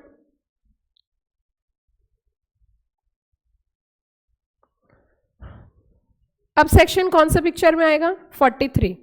Section 43 till section 71। आगे लिखिए, section 43 till section 71 share capital की provision है। 43 से लेके कहां तक? बल्कि 70 तक ही है। 43 टिल 70, 43 से लेके 70 तक आपके सारे प्रोविजन शेयर से कनेक्टेड है। 43 से लेके कहां तक बच्चों? 70 शेयर्स के प्रोविजन है, और 71 डिबेंचर। 71 डिबेंचर। सेक्शन 71 किसका है? डिबेंचर। ऐसा भी पहली बार ही हो रहा होगा कि बच्चा बेसिक क्लास से ही पूरा कंपनी एक्ट समझ रहा है, और ऐसे ही हम लोग चैप्टर भी पढ़ते हैं। तो ये बताइए 43 से लेके 70 तक किसके प्रोविजन हो गए? शेयर्स के। 71 में किसका हो गया? डिबेंचर। अब मेरी बात सुनो, बहुत ही प्यार से सुनना। बोरोड फंड कई तरीके से लिया जाता है। एक तो पब्लिक से इकट्ठा करते हैं, उन्हें क्या देते हैं? डिबेंचर। एक हम बैंक से लोन भी लेते हैं। एक पब्लिक से ना शॉर्ट टर्म डिपॉजिट लेते हैं। शॉर्ट टर्म क्या लेते हैं? डिपॉजिट। तो ये जो हमारा सेक्शन 71 है, प्योर सेक्शन है डिबेंचर का। इसका मतलब आप जिस भी कंपनी के कंप्लायंस ऑफिसर होंगे और डिबेंचर इशू करेगी कंपनी, तो कौन सा सेक्शन रीड करना होगा? 71। क्लियर होगी बात? तो हमने यहाँ पे अभी तक जो सारे देखे, 72 तो नॉमिनेशन का सेक्शन है, नॉमिनेट किया जाता है कि अगर किसी की डेथ हो जाए तो नॉमिनी कौन रहेगा। अब हमने कहा एक है ना, एक तो हमें अब ये भी समझिए कि ऐसा है क्यों। अब हमने कहा कि फंडिंग की हम जब बात कर रहे हैं तो कुछ फंड्स की ऐसी जरूरत होती है जो लॉन्ग टर्म रिक्वायरमेंट है, और कुछ फंड्स ऐसे हैं जो हमें शॉर्ट टर्म रिक्वायरमेंट है। शॉर्ट टर्म रिक्वायरमेंट मतलब वर्किंग कैपिटल के लिए चाहिए। तो वर्किंग कैपिटल के लिए कितने दिन तक के लिए पैसे चाहिए होते हैं? सोच के बताना, आप क्लास 12th में पढ़ के आए हो। वर्किंग कैपिटल की जब हम बात करते हैं तो कितने दिन तक पैसे चाहिए, मतलब कितने दिन में आप रिटर्न कर सकते हो? 6 मंथ, मैक्सिमम 1 ईयर। तो कुछ फंड्स ऐसे होते हैं जो शॉर्ट टर्म नीड्स फुलफिल करते हैं, उन्हें बोलते हैं डिपॉजिट। क्या बोलते हैं? क्या बोलते हैं? तो आगे लिखिए, डिपॉजिट। नेक्स्ट चैप्टर है आपका डिपॉजिट। Deposit, DEPOSIT। नेक्स्ट है बच्चों आपका डिपॉजिट, और डिपॉजिट की सेक्शन है 73 से लेके 76A। 73 से लेके 76A। 73 से लेके कहां तक बताया? 76A। ठीक है बच्चों। अब ये डिपॉजिट के सेक्शंस में क्या होगा? आप किसी से शॉर्ट टर्म लोन लोगे तो उसे वापस नहीं करोगे, इंटरेस्ट क्या होगा, रीपेमेंट कब होगा, अगर नहीं दिया तो क्या होगा, क्या प्रोसेस होगा, क्या फॉर्मेलिटी होगी, ये तमाम चीजें आपको पढ़नी है किसके अंदर? 73 से लेके 76A। अब ये बताइए हमने क्या क्या क्या कर चुके हैं, हम कंपनी के लिए क्या क्या काम हो चुका। सबसे पहले कंपनी का मीनिंग समझ चुके, सेक्शन 2 क्लियर हो गया। फिर उसके बाद कंपनी इनकॉर्पोरेट हो गई, सेक्शन 3 से लेके 22। अब कंपनी के लिए प्रोस्पेक्टस इशू करना है 23 से लेके 42। अब उसके बाद कंपनी के लिए फंड रेज करना है 43 से लेके 70। अब कंपनी के लिए डिबेंचर इशू करना है 71। शॉर्ट टर्म लोन का जुगाड़ करवा दो 73 से लेके 76A। अब जब भी कभी लोन की बात होगी तो बैंक, फाइनेंशियल इंस्टीट्यूशन, इवन आपसे क्वेश्चन पूछो आंसर दोगे, क्या डिबेंचर सिक्योर्ड होते हैं या अनसिक्योर्ड? पीछे कोई बच्चा बताएगा, डिबेंचर सिक्योर्ड होते हैं या अनसिक्योर्ड? सिक्योर्ड और अनसिक्योर्ड। लाइव वाले बच्चे आप भी रिप्लाई करिए, डिबेंचर सिक्योर्ड होते हैं या अनसिक्योर्ड, या दोनों? हाँ, बोथ। कहां लिखी है बात? No, it is to be defined in section 2। जो डिबेंचर की डेफिनेशन है ना वहां पे लिखा है डिबेंचर्स जो है ना वो सिक्योर्ड भी हो सकते हैं और अनसिक्योर्ड भी हो सकते हैं। 71 जब हम पढ़ेंगे ना तो डिबेंचर की डेफिनेशन के साथ रीड करेंगे। एक बार आपको मैं वो चीज जरा दिखाती हूँ और आप देख के खुद ही अंदाजा लगाओगे कि हमें पढ़ना कैसे है। मतलब आप पक्के वाले कंपनी सेक्रेटरी हो जाओगे। ये देखना, एक और आपको कमाल की बात सिखाती हूँ। कुछ सेक्शन तो मैं क्लास में लर्न करवा दूंगी आपको, कुछ सेक्शन ऐसे होंगे जो आपको ऑटोमेटिक याद होंगे। जैसे डिपॉजिट के सेक्शन हम पढ़ रहे हैं, तो जब हम डिपॉजिट के सेक्शन पढ़ेंगे ना तो पता है कैसे पढ़ेंगे? Section 2 clause 31 read with section 73 sorry, read with section number 73 में डिपॉजिट के सेक्शन है, लेकिन डिपॉजिट डिफाइन कहाँ होगा? सेक्शन 2 में। तो सेक्शन 2 क्लॉज कौन सा है? 31 में डिपॉजिट डिफाइन है। इसी के साथ साथ अगर आप थोड़ा सा आगे बढ़ोगे तो यहाँ पे चाहे डायरेक्टर हो, चाहे डिपॉजिटरी हो, चाहे डिपॉजिट हो, चाहे डिबेंचर हो, तो सेक्शन 2 क्लॉज 30 के अंदर क्या डिफाइन है? डिबेंचर। अब देखो इसमें एक बात सुनना आप, ये पॉइंट देख लीजिए क्या लिखा है जरा। Whether constituting a charge on the assets of company or not. वैसे तो क्लास 12th में ही आपको पढ़ लेना चाहिए। मैम आप समझ रहे हो 12th में कितना था पढ़ने के लिए? ये देखना जरा, ये क्या लिखा है। अब ये चार्ज का मीनिंग क्या है यार? रोज नई टर्म पढ़नी पड़ेगी क्या? What do mean by charge? Charge कर दो मैम, चार्ज लगाओ, चार्ज कर दो। कितनी? चार्ज का मतलब सेंस लगा के बताइए, चार्ज का मतलब क्या होगा? हाँ, चार्ज ये भी कह सकते हैं, मैं बताती हूँ। चार्ज इज अ अधिकार, चार्ज इज अ राइट, जो कि इन फ्यूचर में अगर पैसे वापस नहीं दिए तो आपका अधिकार होगा, आप इस प्रॉपर्टी से पैसे ले सकते हो, इस पर्टिकुलर प्रॉपर्टी से पैसे रिकवर कर सकते हो। अगर कंपनी ने डिफॉल्ट किया तो उसे क्या बोलते हैं? चार्ज। एक राइट होता है। अभी मैं सिर्फ इतना ही बताऊंगी चार्ज एक क्या होता है, क्योंकि अगर आज मैंने सब पढ़ा दिया ना तो आज एक दिन में कंपनी लॉ खत्म और आप चले जाओगे कि मैम अब तो सिलेबस खत्म हो गया, पैसे किस बात के। तो चार्ज का मीनिंग बताइए क्या हुआ? चार्ज का मतलब है राइट। किसको मिलता होगा ये राइट? बिल्कुल, हम कह सकते हैं जो आपको फंड दे रहा है उसको, कि इन फ्यूचर अगर कंपनी ने पैसे वापस नहीं किए तो उनके पास अधिकार होगा कि वो उस प्रॉपर्टी से पैसे रिकवर कर सकते हैं। तो यहां आज आपने एक बात और सीख ली कि डिबेंचर्स जो है ना वो सिक्योर्ड भी हो सकते हैं और डिबेंचर अनसिक्योर्ड भी हो सकते हैं। क्लियर या ऑल क्लियर? पक्का पक्का, कच्चा कच्चा? इतनी बात समझ में आई? अब मेरी बात सुनो। इसका मतलब जब हमने डिपॉजिट पढ़ लिया तो उसके बाद नेक्स्ट सेक्शन किसके होंगे? डिपॉजिट है तो डिबेंचर है तो चार्ज भी होगा। तो आपने कौन से सेक्शन तक लिख लिया? 76 से 77 से लेके 87 तक चार्ज के सेक्शन है। 77 से लेके 87 तक चार्ज के सेक्शन है। Section number 77 till section number 87 आपके किसके सेक्शन है? चार्ज के सेक्शन है।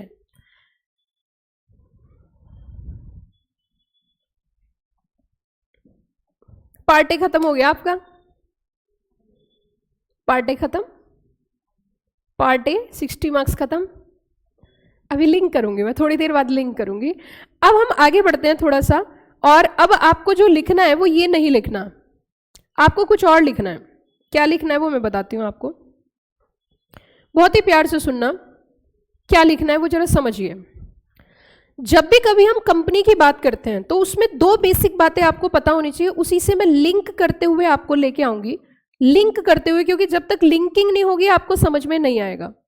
जब तक लिंकिंग नहीं होगी तब तक आपको समझ में नहीं आएगा। तो पहले मुझे लिंक करना पड़ेगा, फिर सेक्शन समझाने हैं।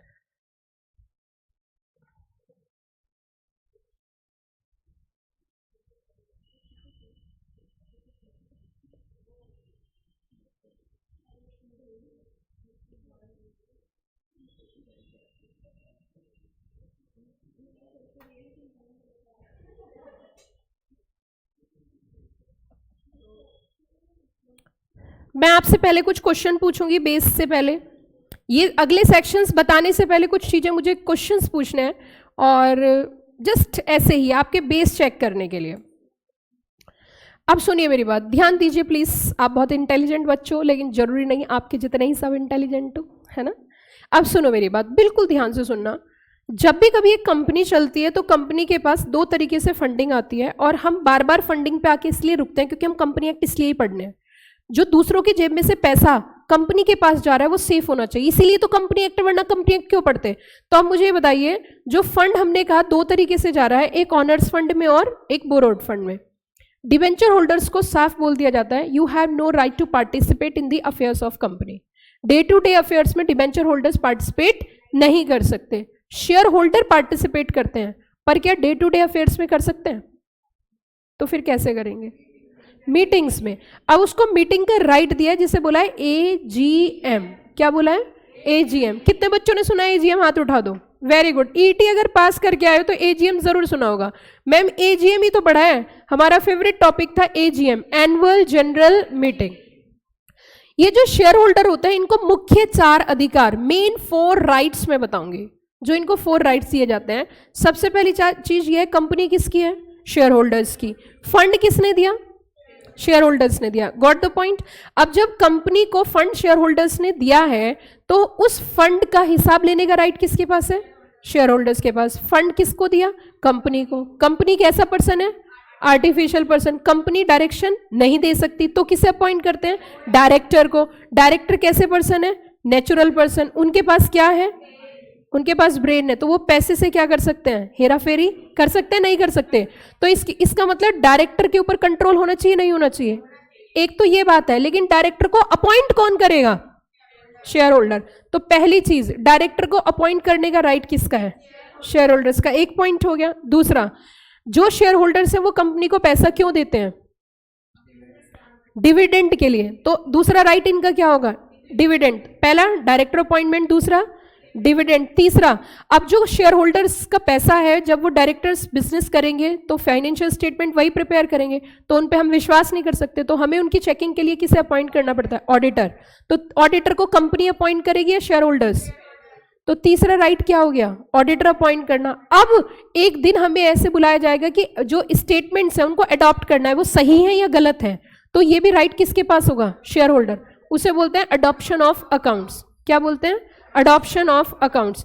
इसका मतलब बच्चों एक बार बताइए, टोटल कितने काम हो गए हैं? 4। क्या क्या है जरा देखिए। अपॉइंट कौन करेगा? Share holders. स्टैट्यूटरी ऑडिटर को। डिविडेंड को क्या करना? रिकमेंड करता है बोर्ड। डिविडेंड रिकमेंड करता है बोर्ड और डिक्लेयर करते हैं शेयर होल्डर्स।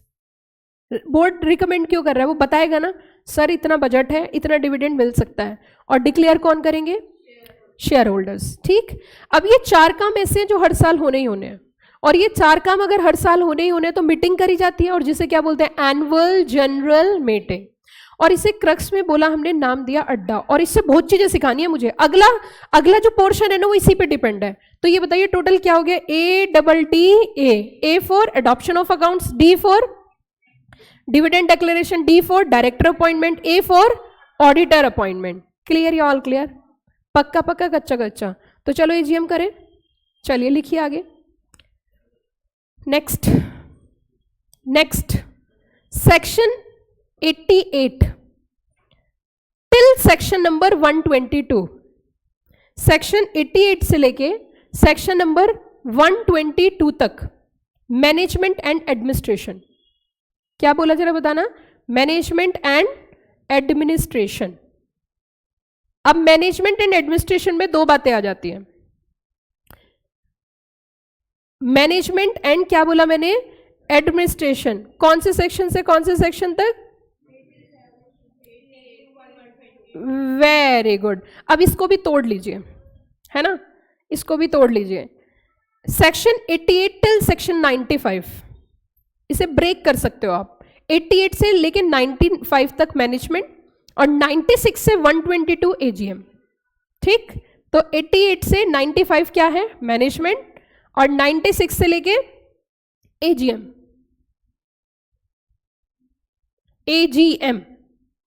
या जनरल मीटिंग बोल सकते हो आप। AGM नहीं बोल के सीधा बोलो जनरल मीटिंग।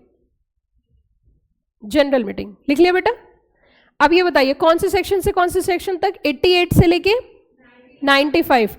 अब हम फाइनली हमने कंपनी चला ली। अब कंपनी चला ली, पैसे इकट्ठे कर लिए बच्चों, ऑनर्स फंड से भी ले लिया, बोरोड फंड से भी ले लिया, चार्ज भी क्रिएट कर दिया। अब क्या करोगे? अब उसका रजिस्टर बनाओगे नहीं बनाओगे? बताइए ना। रजिस्टर प्रिपेयर करोगे नहीं करोगे? रजिस्टर चेक करेंगे शेयर होल्डर्स। तो पहले रजिस्टर बनाए जाएंगे या मीटिंग करी जाएगी? पक्का? Okay good. तो इसका मतलब जो आपने 88 से लेके 95 तक लिखा उसमें रजिस्टर्स हैं, रजिस्टर मेंटेन करने हैं, यहाँ रखने हैं वहाँ रखने हैं, ठीक है। और उसके बाद मीटिंग होगी तो सेक्शन किससे स्टार्ट हुआ? 96 और कहाँ जाके खत्म हुआ? हाँ वेरी गुड 122 पे। अब मीटिंग में सबसे पहला काम बाप बड़ा ना भैया, सबसे बड़ा रुपया। शेयर होल्डर्स ने कंपनी को पैसा दिया तो डिविडेंड लेंगे, 1 2 3 डिविडेंड मिलेगा फ्री। अब अड्डा करना है आपको ADDA, तो उसमें पहला बताइए क्या है? Dividend declaration. पहला डी क्या है? Dividend declaration. 1 2 3 डिविडेंड मिलेगा फ्री। तो सेक्शन नंबर बता दो कौन सा हो गया? 123। सेक्शन कौन सा हो गया? 123। खत्म हो कहां पर जाके होगा? 127। कहां जाके खत्म होगा? 127। तो सेक्शन 123 से लेके सेक्शन 127 तक किसके प्रोविजन है? डिविडेंड के। Beautiful, wonderful, fabulous, fantastic. लिख लिया बेटा? ऐसा पहली बार इतिहास में होगा कि बच्चा बेसिक क्लास में, वो बात अलग है मेरी क्लास कॉपी करके कोई पढ़ाने लगे तो एक अलग बात है, लेकिन उस चीज से भी मुझे कोई दिक्कत नहीं है, ऐसा चलता है जनरली। इवन बहुत सारी चीजें कॉपी की जाती है तो क्लास से पता नहीं क्या क्या कॉपी कर लेते हैं। तो अब मैं आपको बताती हूँ। तो बेसिकली अब हम यहाँ पे डिविडेंड डिक्लेयर हो गया, अगला काम बताओ क्या होगा?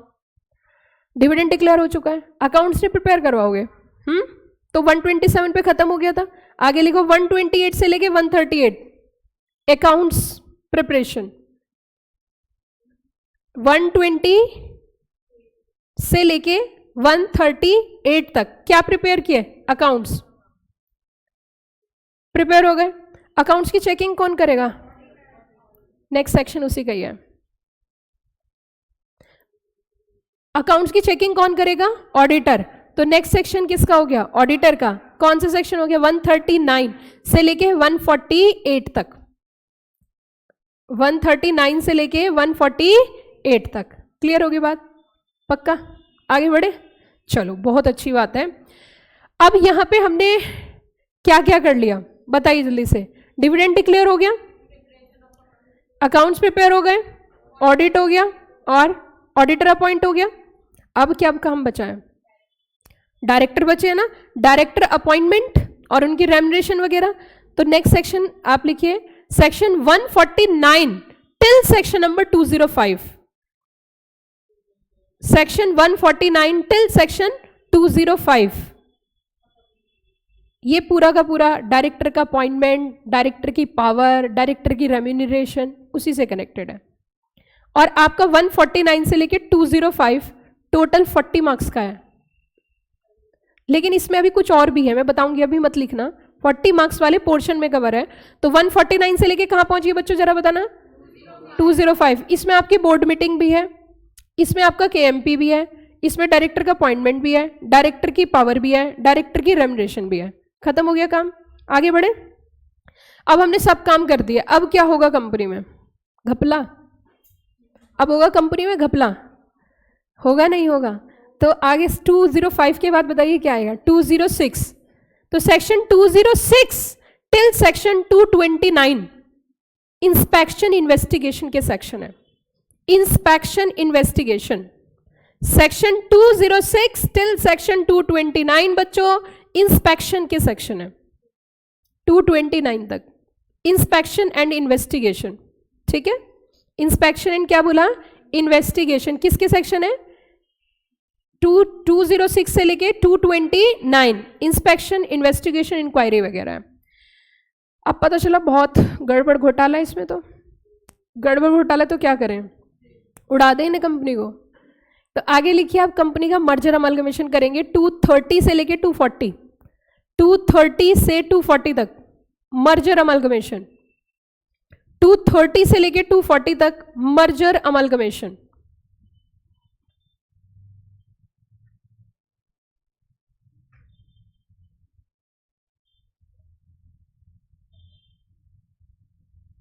लिख लिया बेटा 240 तक। अब बताइए, अब ये सब हो चुका है। 241 से 245 protection of right of minority share holders, protection of right of minority share holders.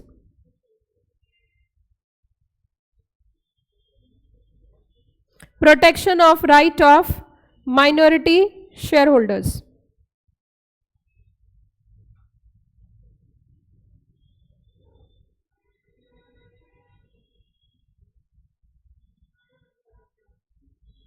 खत्म हो गया आपका सिलेबस?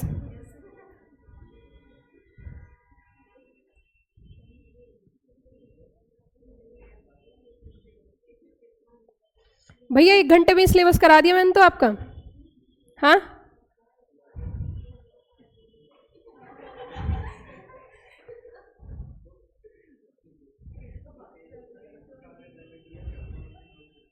आपकी स्क्रीन पे आपका सिलेबस है। मैंने अलग तरीके से बताया, दूसरे अलग तरीके से बताते हैं, देख लीजिए। अब आप इसे दूसरे लहजे से समझोगे।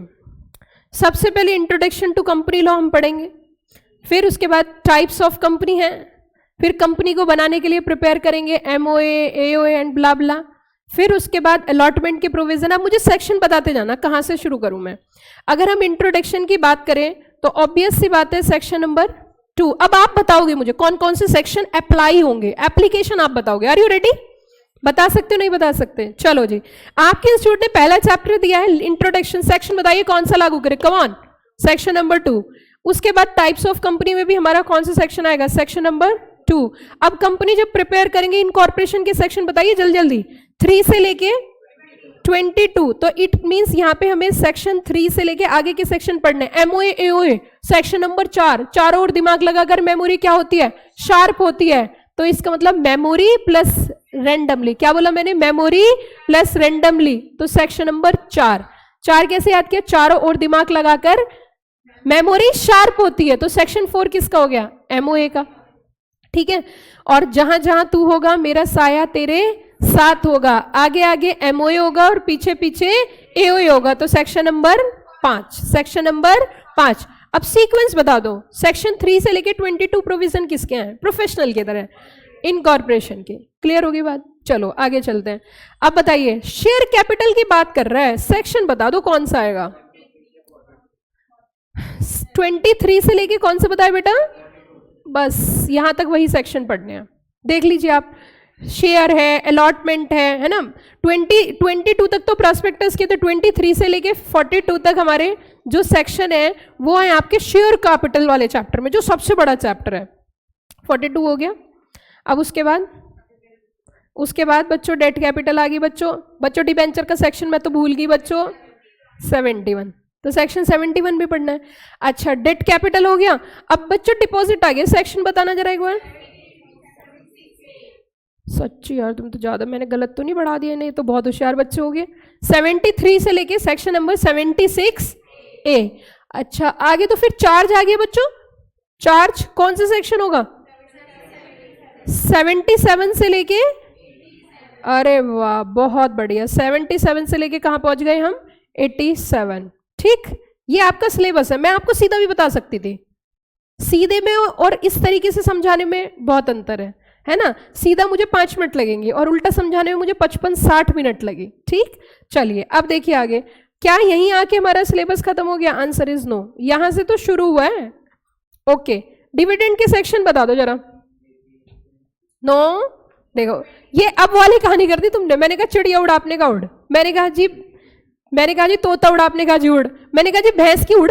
तो आप सीक्वेंस में पहुंच गए। अब ये बताओ डिविडेंड,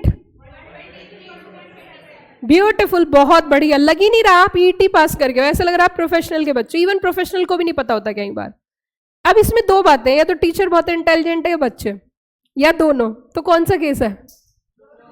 अच्छा चलिए आ जाइए, इधर आइए प्लीज प्लीज, आगे बताइए बच्चों। अकाउंट्स वाले सेक्शन और ऑडिटर के से लेके 148। अच्छा जी, चलो जी। जनरल मीटिंग 96 से लेके 122। उसी के साथ डायरेक्टर के सेक्शन, वेरी गुड, 149 से लेके 205। ये सारे के सारे उसमें ही है, 149 से लेके 205। पार्ट बी में हमें क्या क्या पढ़ना है, 149 से लेके 205। चलो भैया जी, अब ये बताओ इंस्पेक्शन इंक्वायरी भी है क्या कहीं? अच्छा, 206 से लेके कहां तक था? ओ माय गॉड, आपको तो रट गए हैं। अच्छा ये बताइए उसके बाद कॉम्प्रोमाइज अरेंजमेंट, मर्जर, अमलगमेशन जिसे मैं बोल रही हूँ, उसके सेक्शन बता देना जरा। बच्चों बड़ी खुशी के साथ कहना पड़ रहा है कि आपका सिलेबस खत्म हो गया है, आपको बहुत बहुत बधाई, अब फेयरवेल पार्टी करेंगे, ये दिन भी आएगा, ये लाइंस भी आएंगी, ये लाइंस भी आएंगी। क्या बोल रहे हो बेटा? अभी नहीं, चलो कोई बात नहीं, ये आपका सिलेबस है। अब हम बेसिक में पहुंचते हैं जो आपको पूरे कंपनी लॉ के अंदर पढ़ना है। और मैंने आपको ये सब इसलिए कराया, इसके पीछे लॉजिक समझिए। इसके पीछे सबसे बड़ा लॉजिक ये है बेटा, सबसे बड़ा लॉजिक ये है कि मान के चलिए मैंने फर्स्ट चैप्टर स्टार्ट किया। अब जब मैं फर्स्ट चैप्टर स्टार्ट करूंगी, मैंने कहा कंपनी का इनकॉर्पोरेशन करना है, तो कंपनी बनाने के लिए मेंबर्स भी चाहिए और कंपनी बनाने के लिए डायरेक्टर चाहिए। मैंने फट से सेक्शन बोला 149, आपका दिमाग घूम जाएगा। लेकिन आपके पास मास्टर समरी तैयार होनी चाहिए। अरे 149, बताओ जरा 149 किस में आता है? आसान होगी ना आपके लिए। लेकिन आपको ये समरी हमेशा अपने साथ रखनी है, आते जाते उठते बैठते एक बार देखना है। जैसे आज मुझे रटी पड़ी, आपको ऐसी रट जाएगी। और जिस दिन आपको ऐसे पढ़ना आ गया, उस दिन आपको कभी भी CS नहीं, कोई भी कोर्स टफ नहीं लगेगा। पता है, ऐसा नहीं है कि आपके पास पढ़ने की कैपेसिटी नहीं है, इंटरेस्ट की बात है। मैं सिर्फ आपका इंटरेस्ट क्रिएट करूंगी, पढ़ना आपको ही पड़ेगा। मैंने सिर्फ समरी और सीक्वेंस बताया, पढ़ना आपको ही है। Are you got the point? चलिए जी, अब देखो सुनो मेरी बात ध्यान से। अगर हम पार्ट 1 और पार्ट 2 की बात करें तो पार्ट 1 कितने मार्क्स का है? 60, और पार्ट 2 कितने मार्क्स का है? 40। अच्छा इसमें मुझे सेक्शन बताना। एक तो हमने अभी अभी पढ़ा, देखो सेक्शन से पढ़ते हैं अब सेक्शन से, क्योंकि असली पहचान वही होती है जब सेक्शंस की बात होती है। तो हमने कहा यहाँ पे तो सेक्शन के जिक्र भी नहीं करते, क्योंकि जनरली ऐसे बोला जाता है सेक्शन तो याद ही नहीं होता। हमने कहा भाई सब कुछ होता है, जब अंगूर टूटते नहीं तो अंगूर क्या है? खट्टे। तो बताओ जल्दी से, ये बताओ जनरल मीटिंग का सेक्शन कहां से स्टार्ट था? तो 96 से लेके 122 हमें पार्ट बी में पढ़ना है, राइट? अच्छा डायरेक्टर के सेक्शन बताना जरा। 149 से लेके 205 ये सेक्शन पढ़ने हैं हमें पार्ट बी में, जो 40 मार्क्स के हैं। कितने मार्क्स के हैं? 40 मार्क्स। अब पार्ट ए में कौन कौन से सेक्शन पढ़ने हैं? बाकी सारे किस में है? पार्ट ए में। तो 96 से लेके 122 और 149 से लेके 205। अच्छा 96 से लेके बीच में 122 क्यों दिया? क्योंकि पहले तो जनरल मीटिंग होगी, जनरल मीटिंग के बीच के सेक्शंस गायब कर रहे हैं, है ना? बीच के सेक्शन यहां पढ़ा दिए। कौन से सेक्शन गायब करे जरा बताना। 122 के बाद हम कह सकते हैं 120 के बाद 123 से लेके 148 गायब किया है। अड्डा गायब किया, अड्डा, है ना? गायब किया ना क्या? बहुत सौ को तो समझ में भी नहीं आया अड्डा पड्डा क्या हो रहा है, वही समझ सकते जो पढ़ रहे हैं। हम कह सकते हैं इसमें एडॉप्शन ऑफ अकाउंट्स गायब किया है, इसमें ऑडिटर गायब किया है, और इससे बच्चों डिविडेंड गायब किया। तो वो हमें कहाँ पढ़ना है? पार्ट 1 में। क्लियर या all clear? May I proceed for next topic? Okay, ये था हमारा सिर्फ और सिर्फ अभी बेसिक क्लास है, ये भी बेसिक ही हमने समझा है। बेसिक अंडरस्टैंडिंग करिए, क्योंकि कोई भी सब्जेक्ट अब जब मैं आपको डिबेंचर पढ़ाऊंगी आपके माइंड में क्लिक हो जाएगा, मैं आपको डायरेक्टर पढ़ाऊंगी आपके माइंड में क्लिक हो जाएगा। अब थोड़ा सा हम धीरे धीरे स्टेप बाय स्टेप आगे चलेंगे, और यहाँ पे कुछ और डिस्कशन हमारा बाकी है अभी, वो जरा हम देखते हैं। वो क्या है? यहाँ पे हमने एक टर्म आपके सामने आएगा। अभी भी मुझे बेसिक बहुत सारी बातें क्लियर करनी है, बहुत सारे टर्म्स क्लियर करने हैं जो बेसिक कंपनी लॉ के नाम से ही मैं पढ़ाती हूँ। आपके सामने एक टर्म आएगा ऑर्डिनेंस। ऑर्डिनेंस क्यों आएगा? क्योंकि जब हम अमेंडमेंट की बात करते हैं, CS कोर्स की बात करते हैं, तो अमेंडमेंट पहले आ जाता है। तो कंपनी एक्ट के अंदर मल्टीपल अमेंडमेंट्स हुई, जैसे कि कंपनीज अमेंडमेंट एक्ट 2015, जैसे कि कंपनी अमेंडमेंट एक्ट 2017, जैसे कि company amendment act 2019, company amendment act 2020, और फिर ऑर्डिनेंस भी आप देख रहे हो, और अभी और भी कुछ चेंजेस आए हैं। तो मुद्दा ये उठता है कि ऑर्डिनेंस क्या होता है और ऑर्डिनेंस कहाँ से आया। बच्चों देखो, एक तो होता है कि चीजों को पढ़ना, एक होता है चीजों पर पकड़ बनाना। मैं आपसे फिर कहना चाह रही हूँ कि अगर आपको बहुत अच्छे लेवल पे काम करना है और अच्छी पोजीशन पे जाना है, तो आपको यहीं से मेहनत करनी है। अब तक की जो हम पढ़ाई करते हैं ना, वो सिर्फ नाम के लिए होती है, वो सिर्फ इसलिए होती है कि पेरेंट्स खुश हो जाएं। लेकिन अब जो पढ़ाई करनी है आपको अपनी अर्निंग के लिए करनी है। इस कोर्स की इतनी अच्छी कॉन्सेप्ट में बता देती हूँ कि इसमें अगर कोई बच्चा एंट्री कर लेता है ना, तो बस एक बार अगर उसने सही तरीके से पढ़ लिया, लाइफ सेटल है। इसको ज्वाइन करना बड़ा आसान है, लेकिन इससे बाहर निकलना बड़ा मुश्किल है। बट अगर आप सही तरीके से पढ़ाई करोगे और मेहनत करोगे तो हो जाएगा। इस कोर्स में मेहनती बच्चा कामयाब है, इंटेलिजेंट बच्चा कामयाब नहीं है। इंटेलिजेंट प्लस मेहनती है तो बहुत कामयाब है, फर्स्ट अटेम्प्ट क्लियर है। लेकिन ज़्यादातर बच्चों के अंदर ये चीज़ देखी गई है कि जो बहुत शार्प माइंडेड बच्चे होते हैं वो ज़्यादा देर टिकते नहीं है, वो ज़्यादा देर पढ़ते नहीं है, वो कम देर में ज़्यादा पढ़ लेते हैं। लेकिन इस कोर्स में कम देर का कोई मतलब ही नहीं है, यहाँ पे कॉन्टिन्यूटी चाहिए। क्यों चाहिए? आपने अभी मेरे सामने देखा होगा, अब आपको वो तो मैंने सीक्वेंस क्रिएट कर दिया। सोचो अगर आप क्लास में नहीं आते और क्लास नहीं पढ़ते या आपको ऐसे नहीं पढ़ाया जाता तो आपके लिए बहुत बड़ा टास्क था, क्योंकि जब जब मैं सेक्शन बीच में बोलती आपका दिमाग घूमता। क्यों? क्योंकि आपको पता ही नहीं था। तो इसलिए हमें ना पढ़ना तो है, मेहनत तो करनी है। देखो बिना मेहनत के कुछ नहीं होता। लेकिन आप देखते हो मेहनत कौन नहीं कर रहा? दूध वाला सबसे ज्यादा मेहनत करता है, 8 घंटे भी नहीं सोता, 6 घंटे सोता है। जो आपके घर दूध सप्लाई करते हैं ना वो 5-6 घंटे सोते हैं।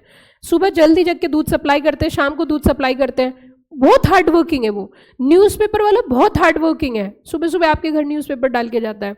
तो अगर सुबह जगने से और सिर्फ मेहनत से अगर काम चलता तो वो भी बहुत अमीर होते। आप देखो जो सबसे ज्यादा ये जितने लोग घर बनाते हैं वो कितनी हार्ड वर्क करते हैं, पूरे टाइम ईंटें ऊपर से नीचे ऐसे करना। तो मैं ये नहीं कह रही मेहनत नहीं करनी, लेकिन मेहनत की दिशा सही होनी चाहिए और समय सही होनी चाहिए। देखो मैं आपको ये बात क्यों समझा रही हूँ, क्योंकि समय क्यों सही होना चाहिए। सपोज करिए जब मैं 18 साल की थी, अगर मैं भी अपनी पढ़ाई को सिंसियरिटी से नहीं करती तो और 14 साल नहीं होते मुझे पढ़ाते हुए।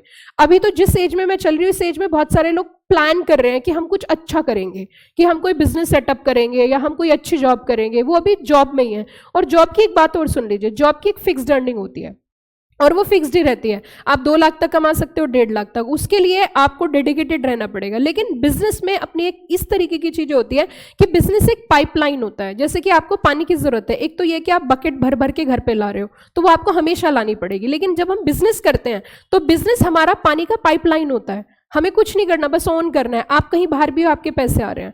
तो देखिए मैं आपसे यही कहना चाहती हूँ, चाहे मैं हूँ, चाहे आप हो, चाहे रिलायंस है, चाहे आपकी इन्फोसिस है, चाहे नारायण मूर्ति है, कोई भी व्यक्ति है, सबने कमाया यही है, किया यही है। बस अप्रोच और टाइम सही होना चाहिए।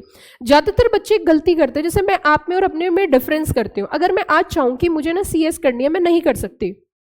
अगर मैं आज सोचूं ना इस एज में कि मुझे CS करना है तो मैं नहीं कर सकती, क्योंकि मेरे सामने बड़ी सारी चीजें हैं।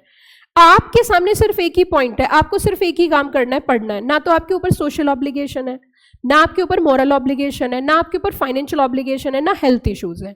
तो जब आपके साथ कोई इश्यूज नहीं है, सिर्फ एक ही काम है, पढ़ना, तो मैं कहती हूँ भाई साहब निकल जाओ इस लाइन से, इस टाइम से निकल जाओ। 1 दिवाली, 2 दिवाली, तीसरी दिवाली तब आएगी जब आप CS बन जाओगे। लेकिन उनके लिए जो मेरी बात को हमेशा के लिए फॉलो करते हैं वो ये है कि जब बैच ज्वाइन करते थे कि आज मेरे पास आप आए हो, अभी मेरा पहला बैच कंप्लीट हुआ है, फिर नया बैच आ जाएगा। मेरा काम है अपना काम सही से करना, मैं करूंगी। लेकिन मैं चाहती हूँ कि अगर आप हमसे जुड़े हो, मेरे लिए फर्स्ट प्रायोरिटी आप हो, यूट्यूब नहीं है, ये ध्यान रखना। YouTube एक अलग चीज है, YouTube हमारा एक बिजनेस पॉइंट ऑफ व्यू से है। लेकिन आपने हमें पेमेंट किया है तो मैं बिल्कुल यही चाहती हूँ कि फर्स्ट प्रायोरिटी आप हो। क्योंकि जनरली देखिए क्या होता है कि अगर हम आज पैसा कमा भी लेते हैं और हमने अनएथिकल तरीके से पैसा कमाया तो उसका हिसाब यहीं करके जाना है। और सिर्फ कितने पैसे की जरूरत होती है एक व्यक्ति को? खाना पीना, कपड़े पहनना। इसके बाद जितनी नेसेसिटी है वो कितनी भी बढ़ा सकते हो। मुकेश अंबानी की वाइफ 2.5 लाख की चाय पीते हैं, हम 50 रुपए की चाय पी सकते हैं, हम 10 रुपए की चाय पी सकते हैं। एक पॉइंट बता रही हूं मैं, बेसिक नेसेसिटी के ऊपर आप कितना भी अर्न कर लीजिए, लेकिन तरीका क्या होना चाहिए? एथिकल होना चाहिए। अब मुद्दा ये उठता है यहाँ पे कि अब आपको जो ऑब्जेक्टिव दिया गया, आपके पेरेंट्स ने जो दिया, वो आपके पीछे नहीं आ सकते। ना तो आपको देखेंगे आगे कि आप कहाँ गए, कैसे गए। पता उन्होंने क्या बोला? तुम जाओ और कोचिंग सर्च करो जो सबसे अच्छी लगे, तुम वो पढ़ना। ऐसे कुछ बोला होगा आपके पेरेंट्स ने। और ये भी बोला होगा तू पैसे की चिंता मत करियो, कोचिंग अच्छी होनी चाहिए। लेकिन ऐसा कहीं नहीं लिखा, जहां पैसे ज्यादा होते हैं तो वहां कोचिंग भी अच्छी होती है। कोई क्राइटेरिया नहीं है, बकवास क्राइटेरिया है। कई बार हम देखते हैं ऊंची दुकान और फीके पकवान होते ही नहीं, सड़े हुए पकवान होते हैं। कई बार हम बढ़िया क्वालिटी का कहीं भी खाना मिल जाता है। तो आप मेरी बात सुनिए, एक अगला पॉइंट जरा ध्यान से सुनना। यहां पे जब हम कंपनी एक्ट की बात करेंगे, किसी भी लॉ की बात करेंगे, तो उसमें हमारा एक मास्टर लॉ है और जिसे हम mother of India mother of all laws बोला जाता है, और वो है हमारा कॉन्स्टिट्यूशन ऑफ इंडिया। क्या है? Constitution of India. तो मैं वहां से आपको कनेक्ट करती हूँ। एक्चुअली ऑर्डिनेंस का पहले समझिए कि स्थिति क्या है। ऑर्डिनेंस एक टेम्परेरी लॉ होता है।